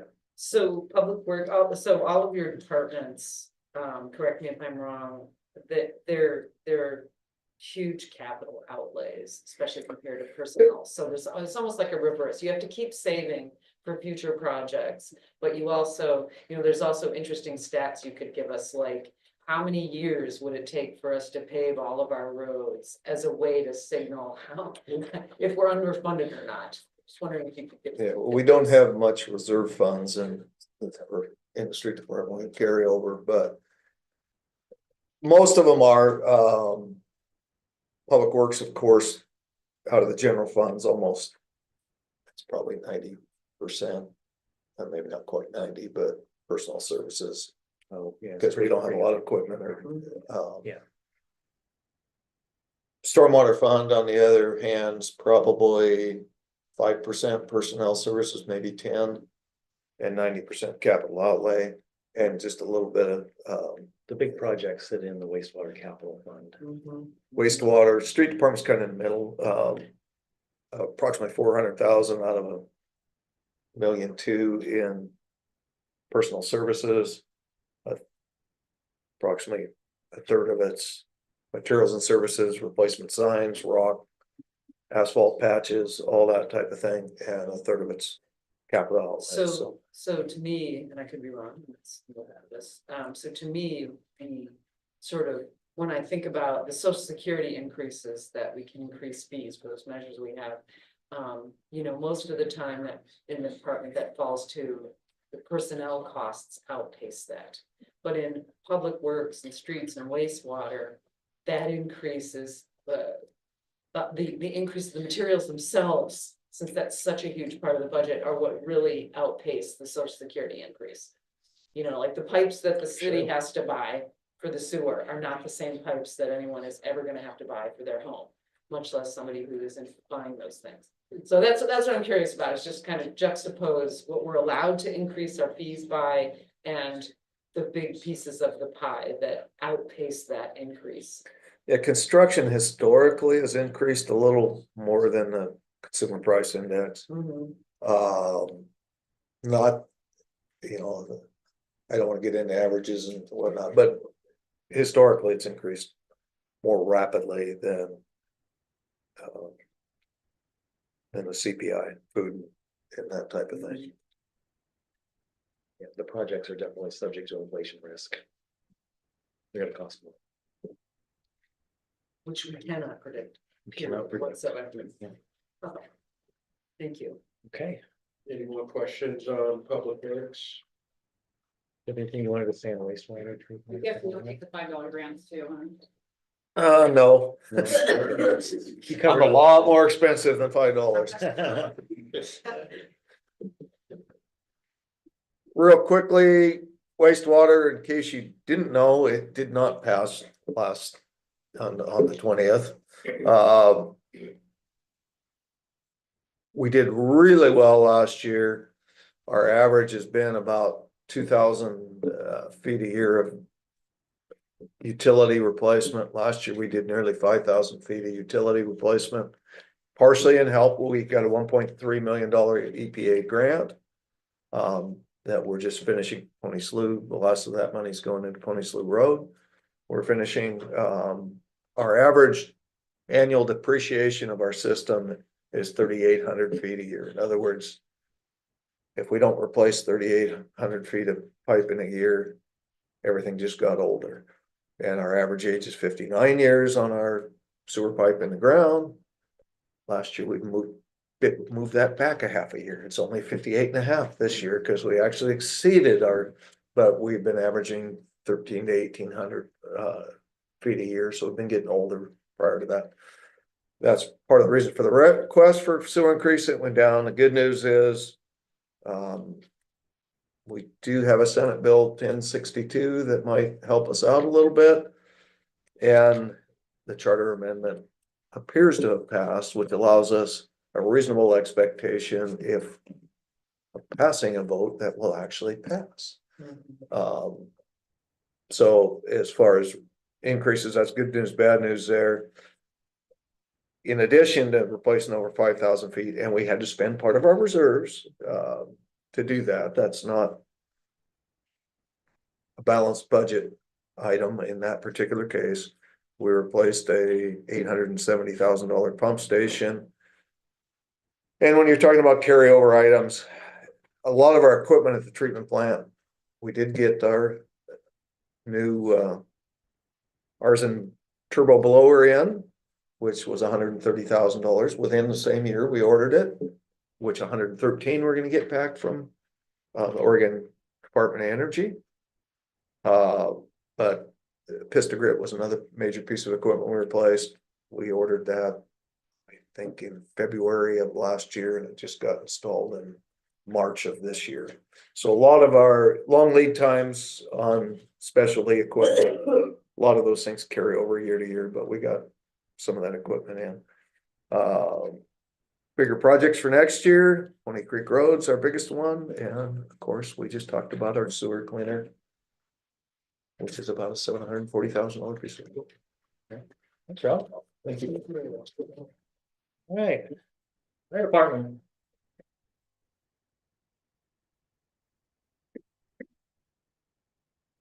Mr. Chair, members of the committee. Yeah, go ahead. Yeah. Talk about the fire department. Okay. What do you guys do really well? We do everything well, I'll tell you that. No, you can see our little highlights there. Materials and services, I'll just mention on that. A lot of our grant work is done through our materials and services side, so it really does a lot of variance on that.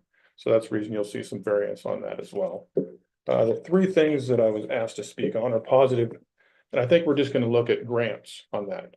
We have been going grant crazy in the last few years, and it's really made a huge difference in what we're doing. And we have a lot of things that have really benefited the department from the grants, and it's helped out our budget in general with that a lot. I think Jeff can attest to that. Yeah. We have right now, we have at least, I was trying to count up real quick, at least 5 active grants that we have that we're operating under right now that we're continuing to draw from and be active with. So that's I'll get to that in a little bit later. Challenges. It was very nice of the police chief to get up here and mention my entire challenges. I appreciate that because he covered it very well. I won't go over and mention everything that he did mention, but it's going to be the personnel side of it. Everything that he mentioned was exactly what I was going to mention as well. We had 2 people, and we have a limited force. We have 10 people. We had 2 people off at one time for an extended period of time.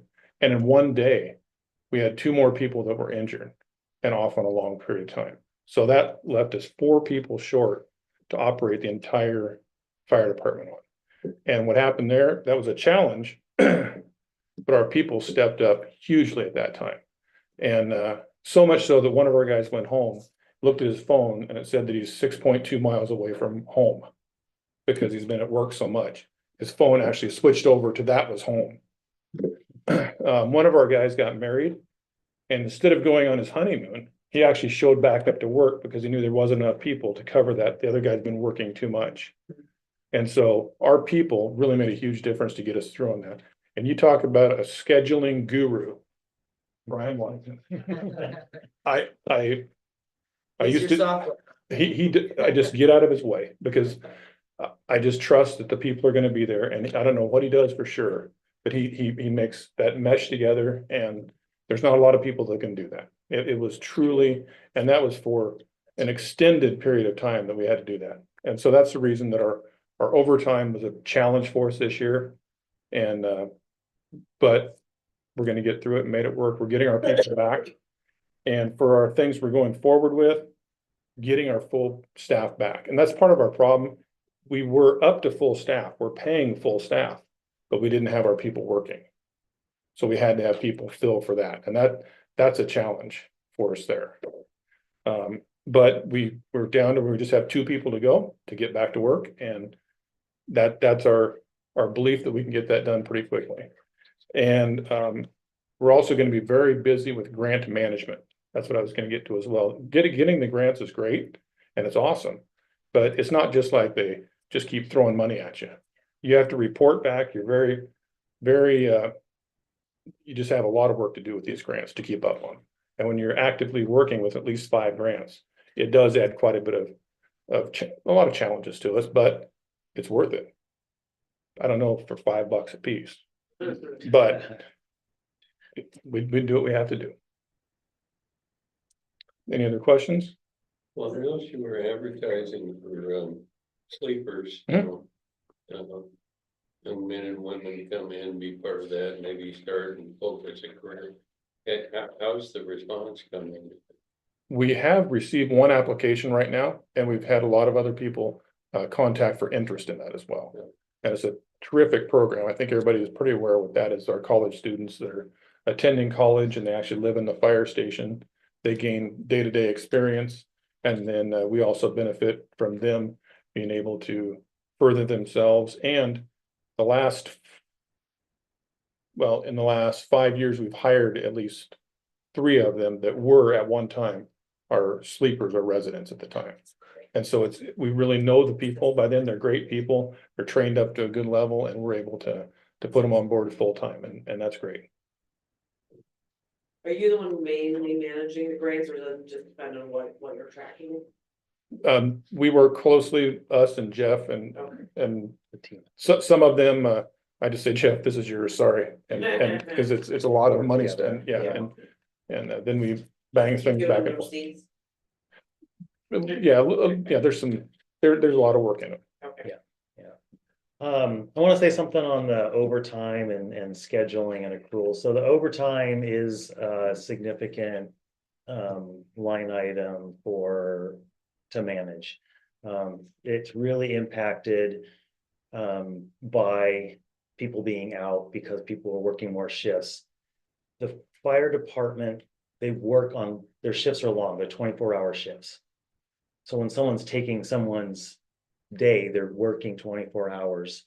They also have large accruals that are also built into the contract. So, for instance, vacation accruals are like in the realm of like 30 hours a month, let's say, maybe 18 hours or so a month of sick leave. So if someone's out on vacation, for instance, those hours are accumulating for payroll. And where we run into issues is that all of those, we count all hours the same when calculating overtime.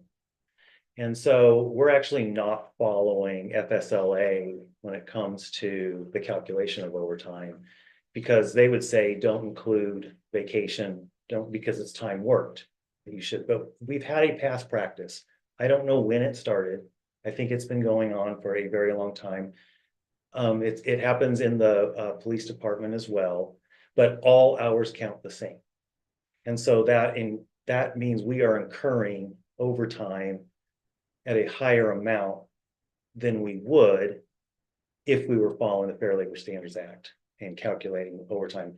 We are pretty much locked into this at this time with the way we've done it. We've done it for so long. It's past practice. But it is an issue that we've uncovered and been working through to try and get a kind of a handle on overtime.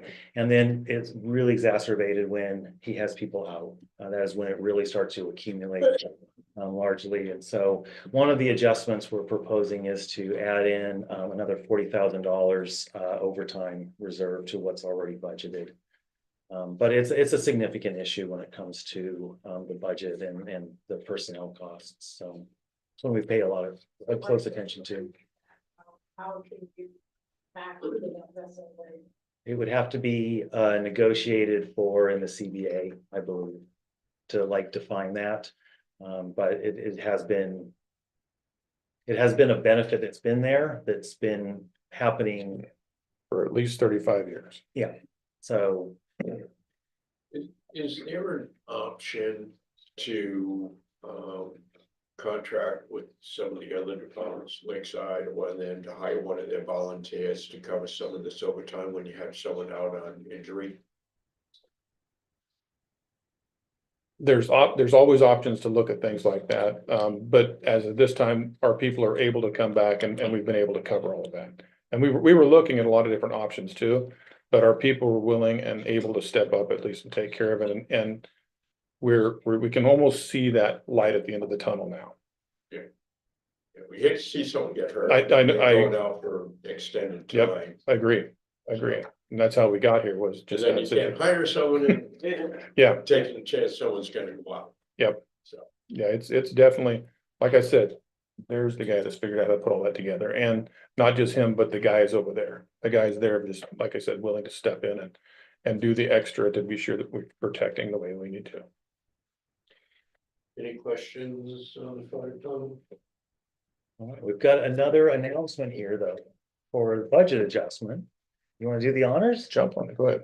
All right, so we have a huge budget adjustment actually, that we found out that, or Jim found out that North Bend will be the recipient of almost a $2.5 million seismic upgrade grant for the firehouse. Wow. And so you're adjusting to add that grant and add the spending for it in the next year or so. Yep, I think the maximum accrual possible, or the maximum you could possibly get is 2.5 million. And we're gonna receive 2.46 and change. So we were right up to the very max on that. I was at a conference recently and there was $25 million given out throughout the state for improvements on facilities. And there was 10 fire stations and 2 police stations that received it.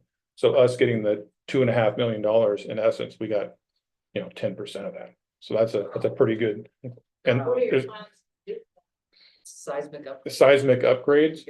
So what it'll be very, it'll be very extensive and that's our emergency management center in case of an issue. And so they're gonna do a lot of piling work, which putting a lot of foundations, secures and they went through it and this has been a pretty extensive thing and we've actually been going on this for this is our 3rd time applying for this grant. Yeah. And so we finally got it and that's great. This. Jeff, you'll have a lot of work with that The one. emergency management, like, I could be wrong because I haven't, listened for that long, but, it feels like in the last few years, part of, city administration and city strategy has been around developing a detailed emergency management plan and all the protocols that are within there. Can you speak for a moment on that? 'Cause you just said it's our center. Yeah. Reader's Digest is, the council adopted an emergency code within the last year, and that was a totally revamped code that we got into place. And now that we have the code, we're developing the plan that goes with that code. And it's more than just scribble down, yell for help. There's a lot to it, and we're aggressively working on that. And then we're looking at our emergency supplies that we do have for the city. There's a lot more to it than what, when we started getting into it, there's a lot to it. And so we're making progress on Thank you. it. Any other questions? Thanks, Jeff. Thank you. Great. Administrative, I'm gonna go through the next couple ones pretty quickly. The administrative function falls in our general fund. We've reduced it for a half-time FTE for IT. I think that's been since added back, so when I'm developing these slides, we have one person IT, and yeah, he's right here, so. The travel budget was reduced, and then the big reduction that I really see in administrative is under our professional fees. We had a large amount go unused. We still left a generous amount in there. Most of that is for attorney's fees. And we left a portion in there. Our costs increase for attorney's fees typically when we go into collective bargaining years, because we use attorneys to help us through that process, and so we wanted to make sure we had adequate amounts. In terms of finance, you know, some of the things that we're doing, we use this budget software that produces this document.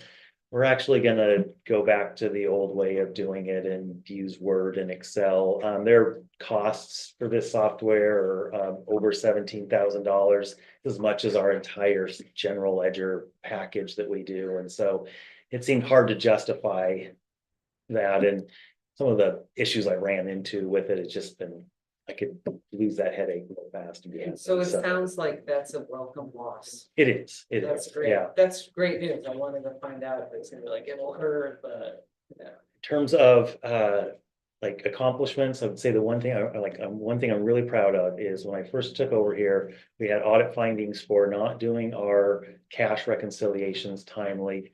I'm like really happy. We've got that dialed in where our cash recs are done usually within 5 to 10 days of each month. And just for your knowledge, we have 3 accounts that we're reconciling. But really happy that that's cleaned up. And then the other initiative that we're trying to really go less paper. And so we've got a paperless type software that we're going to invest in that will allow us to go digital with our AP process in terms of approvals, attach documentation to transactions. So department heads have that at their disposal. And so we're going to implement a new process that anywhere there's a stack of paper, we're going to be looking to go digital with. When you say, so cash reconciliations, were there any surprises as you got dialed in? Like, yeah, so the main thing that was hanging it up is we were allowing not others, but like certain state agencies to pull from our account. And they would just pull, like PERS would pull from our account for an invoice, and our health benefits would pull from our account. And it was hard. There was a lot of time being spent trying to go back and forth reconciling, okay, what invoice did that relate to? Because PERS might have pulled something that they needed to bill 3 months ago and are doing it now, and we didn't. We're like, where does this even go to? So we cut off all of that and said, we are only going to push payments to you. We will pay you off of an invoice, but we control when that money is dispersed, and that has made all the difference. That is cut. yeah. So we know exactly what we're paying, and when it comes down to reconciling, it is just tick, tick, tick, tick, tick down the list. If you have a bill, it's up to you to show the bill. Give us an invoice. Yep, we will pay it, but don't pull Yeah. from us. Yeah. Actually, Enterprise wanted to pull from us, and I said, no, like, we're not gonna do that. Gotta give us a bill. Yep. It's surprising how many places are not used to paying a bill. Gotta give us a bill. Yeah. Okay, switching gears, North Bend Urban Renewal Agency. And so this year's budget is actually really small. It's got a budget in it for the Bay Area cleaners, a little bit of Salon Bella, and a little bit in facade grants. There's no salaries or benefits in this budget. This fund also doesn't have or budgeting for the revenue that it normally receives from taxes, and that's because what we're going to do in 2026 is called an under levy. And what that means is that the URA is going to pause on its levy.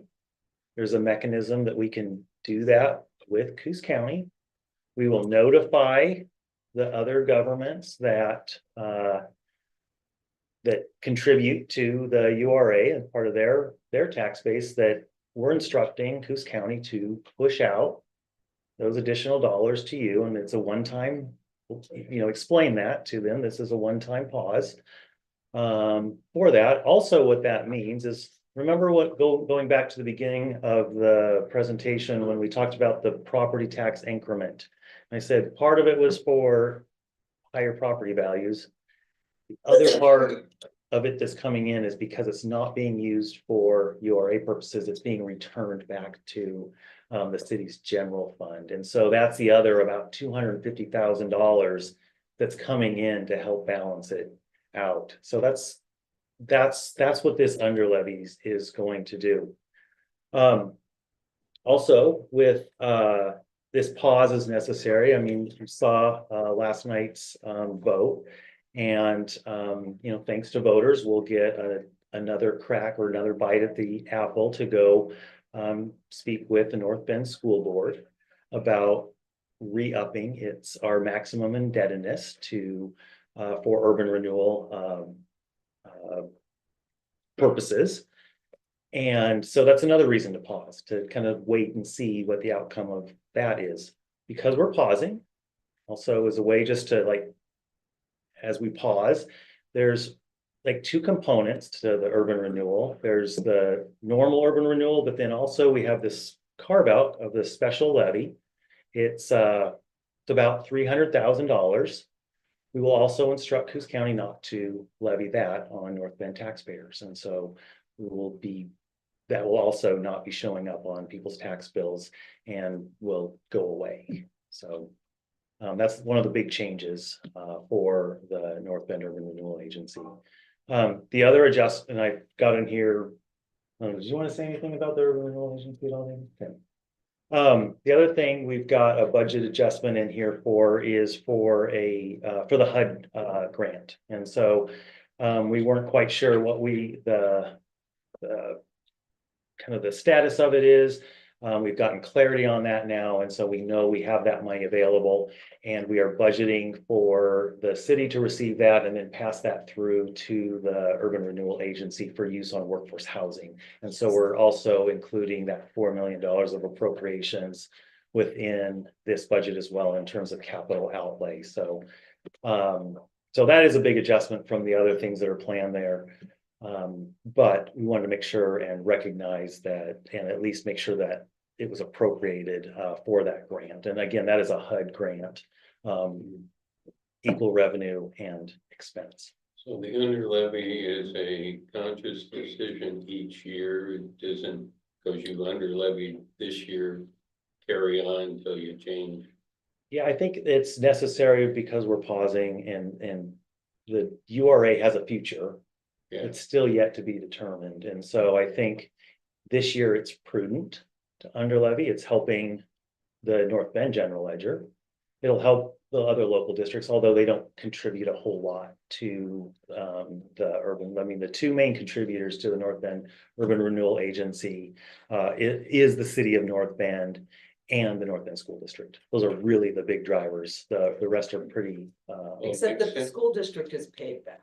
The school district, it doesn't cost them anything. Enshrined in Oregon law Yes. that is absolutely bipartisan support across the board is that the school district gets those dollars they've okayed to urban renewal back.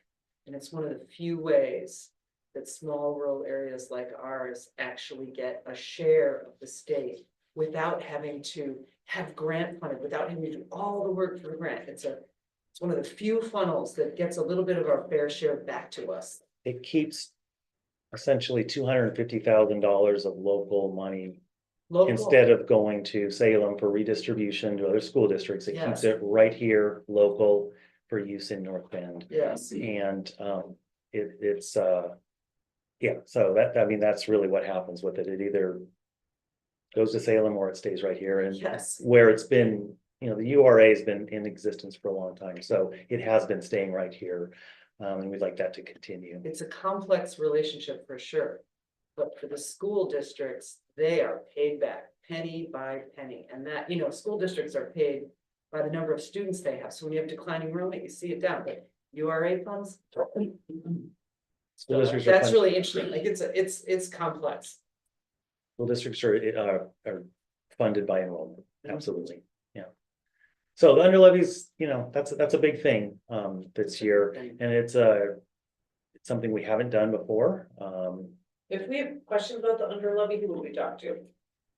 You, okay. David, Oh, it'd be great to get a debrief at one of the councils. So basically what we're saying is we're not gonna charge the urban renewal tax. correct. The It'll be levy, the- the extra levy on our. The special levy will not occur. That's For about, 1 year. that's about $300,000.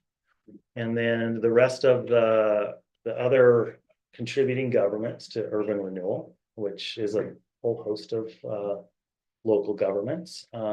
They will receive a letter saying you're going to get this much, distributed from Coos County. We're going to instruct them to do that. Don't count on it as a recurring thing. It's a 1 year. Hopefully they'll say that. But yeah, so, but there's a process around performing and doing the under levy, which we intend to do. But you can see, structurally, that is providing some relief to the general fund that otherwise wouldn't be there, and is help to balancing the general fund. So this is where I will tell you. Yep. We're at a critical crossroads. Think about a salmon swimming upstream, and there's a dam there. We don't want that salmon to hit the dam, because when he hits the dam, we have to shut down our URA. And so when North Bend voters chose to exercise their rights at the ballot box, and it appears that we could potentially have a complete turnover on the North Bend School Board, that gives the city the opportunity to get another bite at the apple. We have until the end of the year to ask for a revote for our maximum indebtedness for the annex project. The annex project, when fully built out, depending on the size, we don't know the size yet. There's a lot of decisions that have to be made. But depending on how many units, will generate conservatively anywhere from $700,000 to $1 million of program revenue off the backs of renters. That's revenue that can come back into the city and help offset costs that otherwise would have to go to the voters and say, we need a road fee, or we need more public safety fee. And so that increment would go up, and there'd be a private management company managing the whole thing. Now, why is that important? Because we also have 2 more lots across the street that we also want to develop and again create more housing. Because if the city doesn't grow, it will die on the vine. Why the under levy now and strategically? Well, if that salmon hits that dam, we have to shut down the URA because we can collect no more. And that means that the base that we have been getting tax increment over resets to 2026 if you create a new URA. And so you go from roughly getting, $600,000 to $900,000 in to getting initially 0, and you have to build it up. The new bite at the apple doesn't cost the school system 1 penny to participate. They voted along partisan lines as opposed to their fiduciary responsibility, and that's just politics. So strategically, we are delaying the salmon hitting the dam and are hopeful and optimistic that the new school board collectively will give us another bite at the apple and redress the vote, because if not, the trajectory of the future of the city is roughly about 4 to 5 years out financially. We are not in this alone. Last year, about 63% of the city statewide were fiscally stressed. This year, it's about 3 out of every 4. By next year, we anticipate that it'll be in the high 80s. The League of Cities has told us that it will take about an 8-year cycle before they can ask the legislature and the constituents can digest revamping constitutional law. And so how did the levy that we're going to sunset by under levying get created? When the state passed measures 5 and 50, they also re-equalized a value of your home and rolled it back some. Urban renewal agencies had financial obligations. They had loans out there. And so they couldn't take a hit because they had obligations. And so the levy was created to make sure that it was equalized and that they were sort of kind of backfilled. Our maximum indebtedness has been spent and invested in this community. Maximum indebtedness, I've heard it say, well, you just want to raise your credit card limit. It builds on top of what's already been invested in the community, the streetscapes, the boardwalk, Grant Circle, these amenities that have benefited the city. And so it allows us to continue to bring money back into this urban renewal agency and then keep that fair share that otherwise is going to Salem, and it allows it to be reinvested here in our community. So that's why the under levy is a one-time opportunity to slow down that water flow towards that dam. See if we can work to get the maximum indebtedness done. About a week ago Monday, we secured the contract for the $4 million, which is being gifted to us. However, it is now for workforce housing and it is not attached to the annex. So if we do not get the annex project and we don't get the bite at the apple, and that project cannot move forward unless a magical angel investor shows up and wants to come to town and demolish and build that, that 4 million will be able to go to another workforce housing project in the city. And so there's a lot of things right now where we've slowed things down, we put things on pause because it's not a new tax.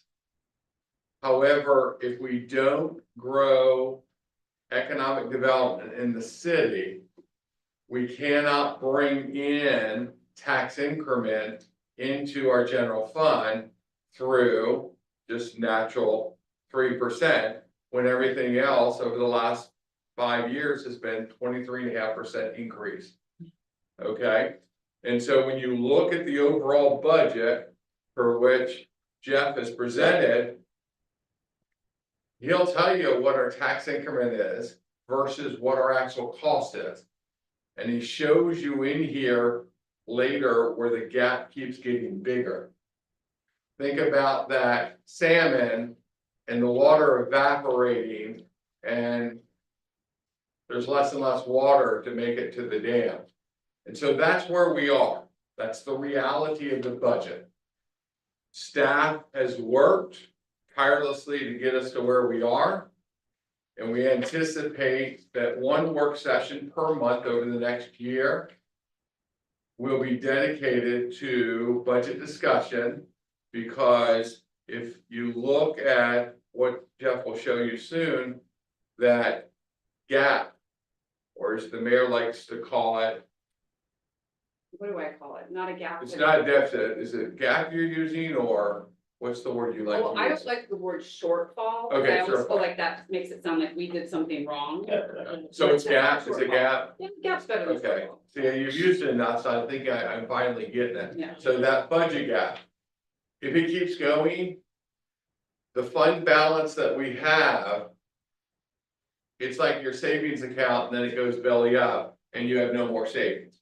Yeah. If you have no more savings, a city cannot go bankrupt. And so, as the state league has said, well, you have assets, sell them.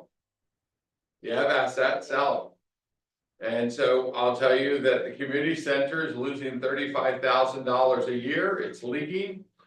And however, the competitive market analysis to sell that, which is politically charged because the parking lot also serves the ball field, even though it's the city's parking lot. It came in at, was it 600,000? Mhm. 600,000. And Jeff and I agree, it's not worth selling or recommending selling to the council at 600,000. So how else can we use it?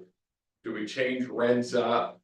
And it just may be costly prohibitive for folks to rent it, but that's the reality of where we are, because we cannot create a fee for additional services without voter approval. So there's only so many things, and so most folks, it's like a business. I have a business, I run real estate. Those finances are pretty straightforward. Understanding governmental accounting, generally accepted accounting principles, governmental accounting standards, you know, to really roll up your hands and really get immersed in a budget with, how many total funds do we have? 25, we're trying to reduce the number. Yeah, You know. it's even accountants out of school take a while to actually truly learn governmental accounting. And so it's just more complicated, it's harder. And so it's, so when I raise my hand, my door's always open, call, send an email, send a text. If you wanna come in and learn more about the Urban Renewal Agency, under levies, where we are with things, where the city council, and the Urban Renewal Agency are with their priorities and their plans. We do own several assets, the URA. They're on 5-year cycles, and those assets theoretically should be sold. You know, we're in negotiations potentially where some of those assets will sell ahead of 5 years, so that's a positive. And we'll bring that to the Urban Renewal Agency once we think we have a package deal. But right now, I will tell you, so far, they always attach it to North 40, so we'll call it the North 40 building. But it's generated $110,000 of revenue back in to our funds that allow us to offset that minimal amount of tax increment we get to operate the city. And so that's the reality. Yeah. So thank you. That's a lot, but it's a very important a lot. Yeah. Yeah. Well, and we have initiatives, state initiatives around developing new housing and, for cities our size or any cities, you know, that urban renewal name allows us to do interesting things that can increase the things that we most need. You know, like the annex project was always intended for people who actually work here. It was intended for people who work in the city, you know, so there's these internet connectivity that you can't get in another way. But it is complex. So are you, when, I don't know if you get calls to your office, if people come in and ask you questions about URA, it is often a question that I get, because I think it's complicated and people don't understand it, or they see it on their tax bill when taxes come out and they think they don't understand like the rate and they think that they're getting charged. Is there kind of a you know, I think this would be good information for everybody on the budget committee to say like, what are some of the most common misconceptions of URA, and what is it Is it because of the way it's on the tax bill for people that you think is confusing the most? It's very confusing. I mean, Yeah. everybody in the city thinks that they are in the URA and paying the URA. A portion, if you're outside the district, a portion of your bill is coming to the URA. But if the URA went bye-bye, your taxes would be the same amount. It is not a new tax due. That's misconception number one. Misconception number two is URAs shall not own and operate properties, okay? That's actually why they were created. Misconception number three, URA should not be in the housing business or the development business. Ralph, how many houses are we actually on a dashboard required and timetable to build? According to the state? 212 is our projected need over 20 years. So. Folks are not falling over to come to our community to build right now. However, we're on the hook and we're on the dashboard, and every city is. This is not just us. They are literally. And so when you see these grants coming out, we potentially have, there's another bill in the legislature for just shy of $1 million for infrastructure, specifically for housing.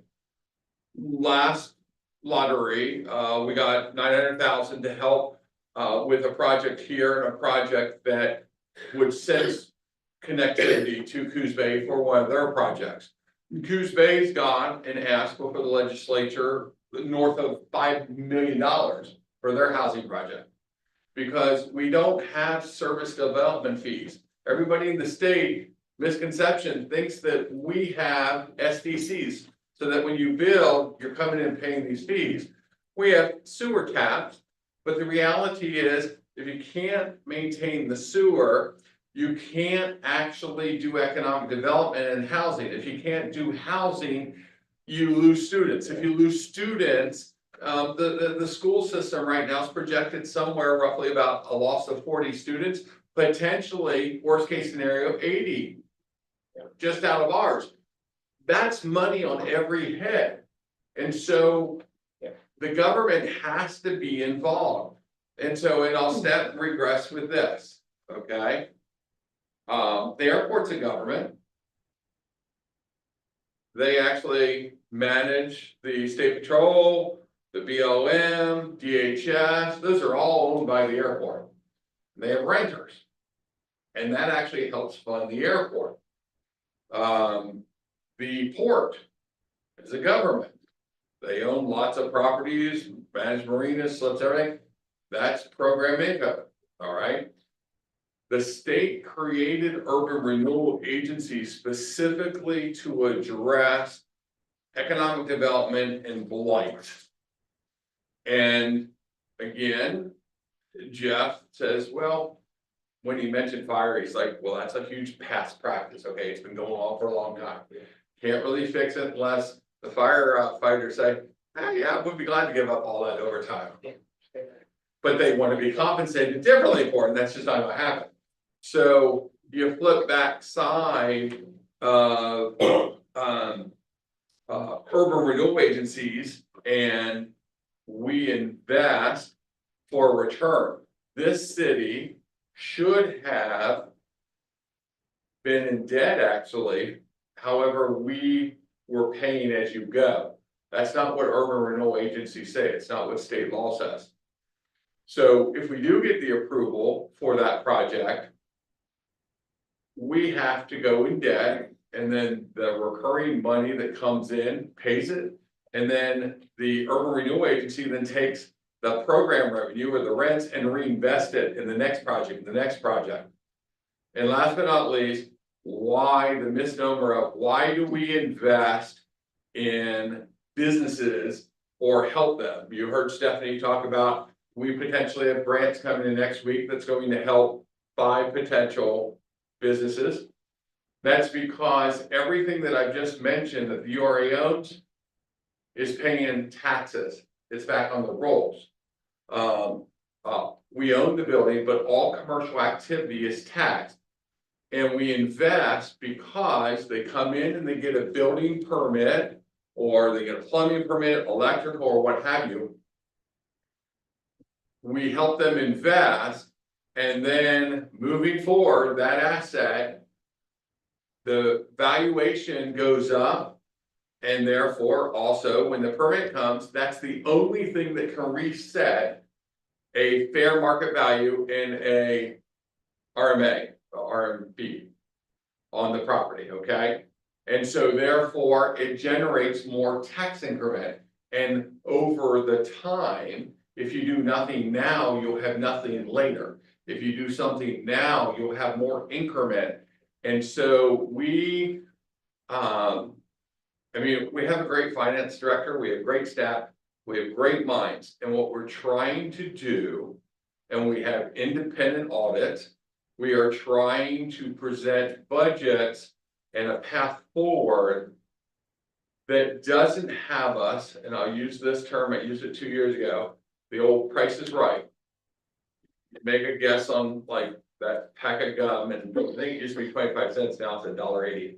But anyway, you want to guess, and if you're too far off on whatever the price is, the little fella goes up the cliff, and you don't want the yodeling to go over.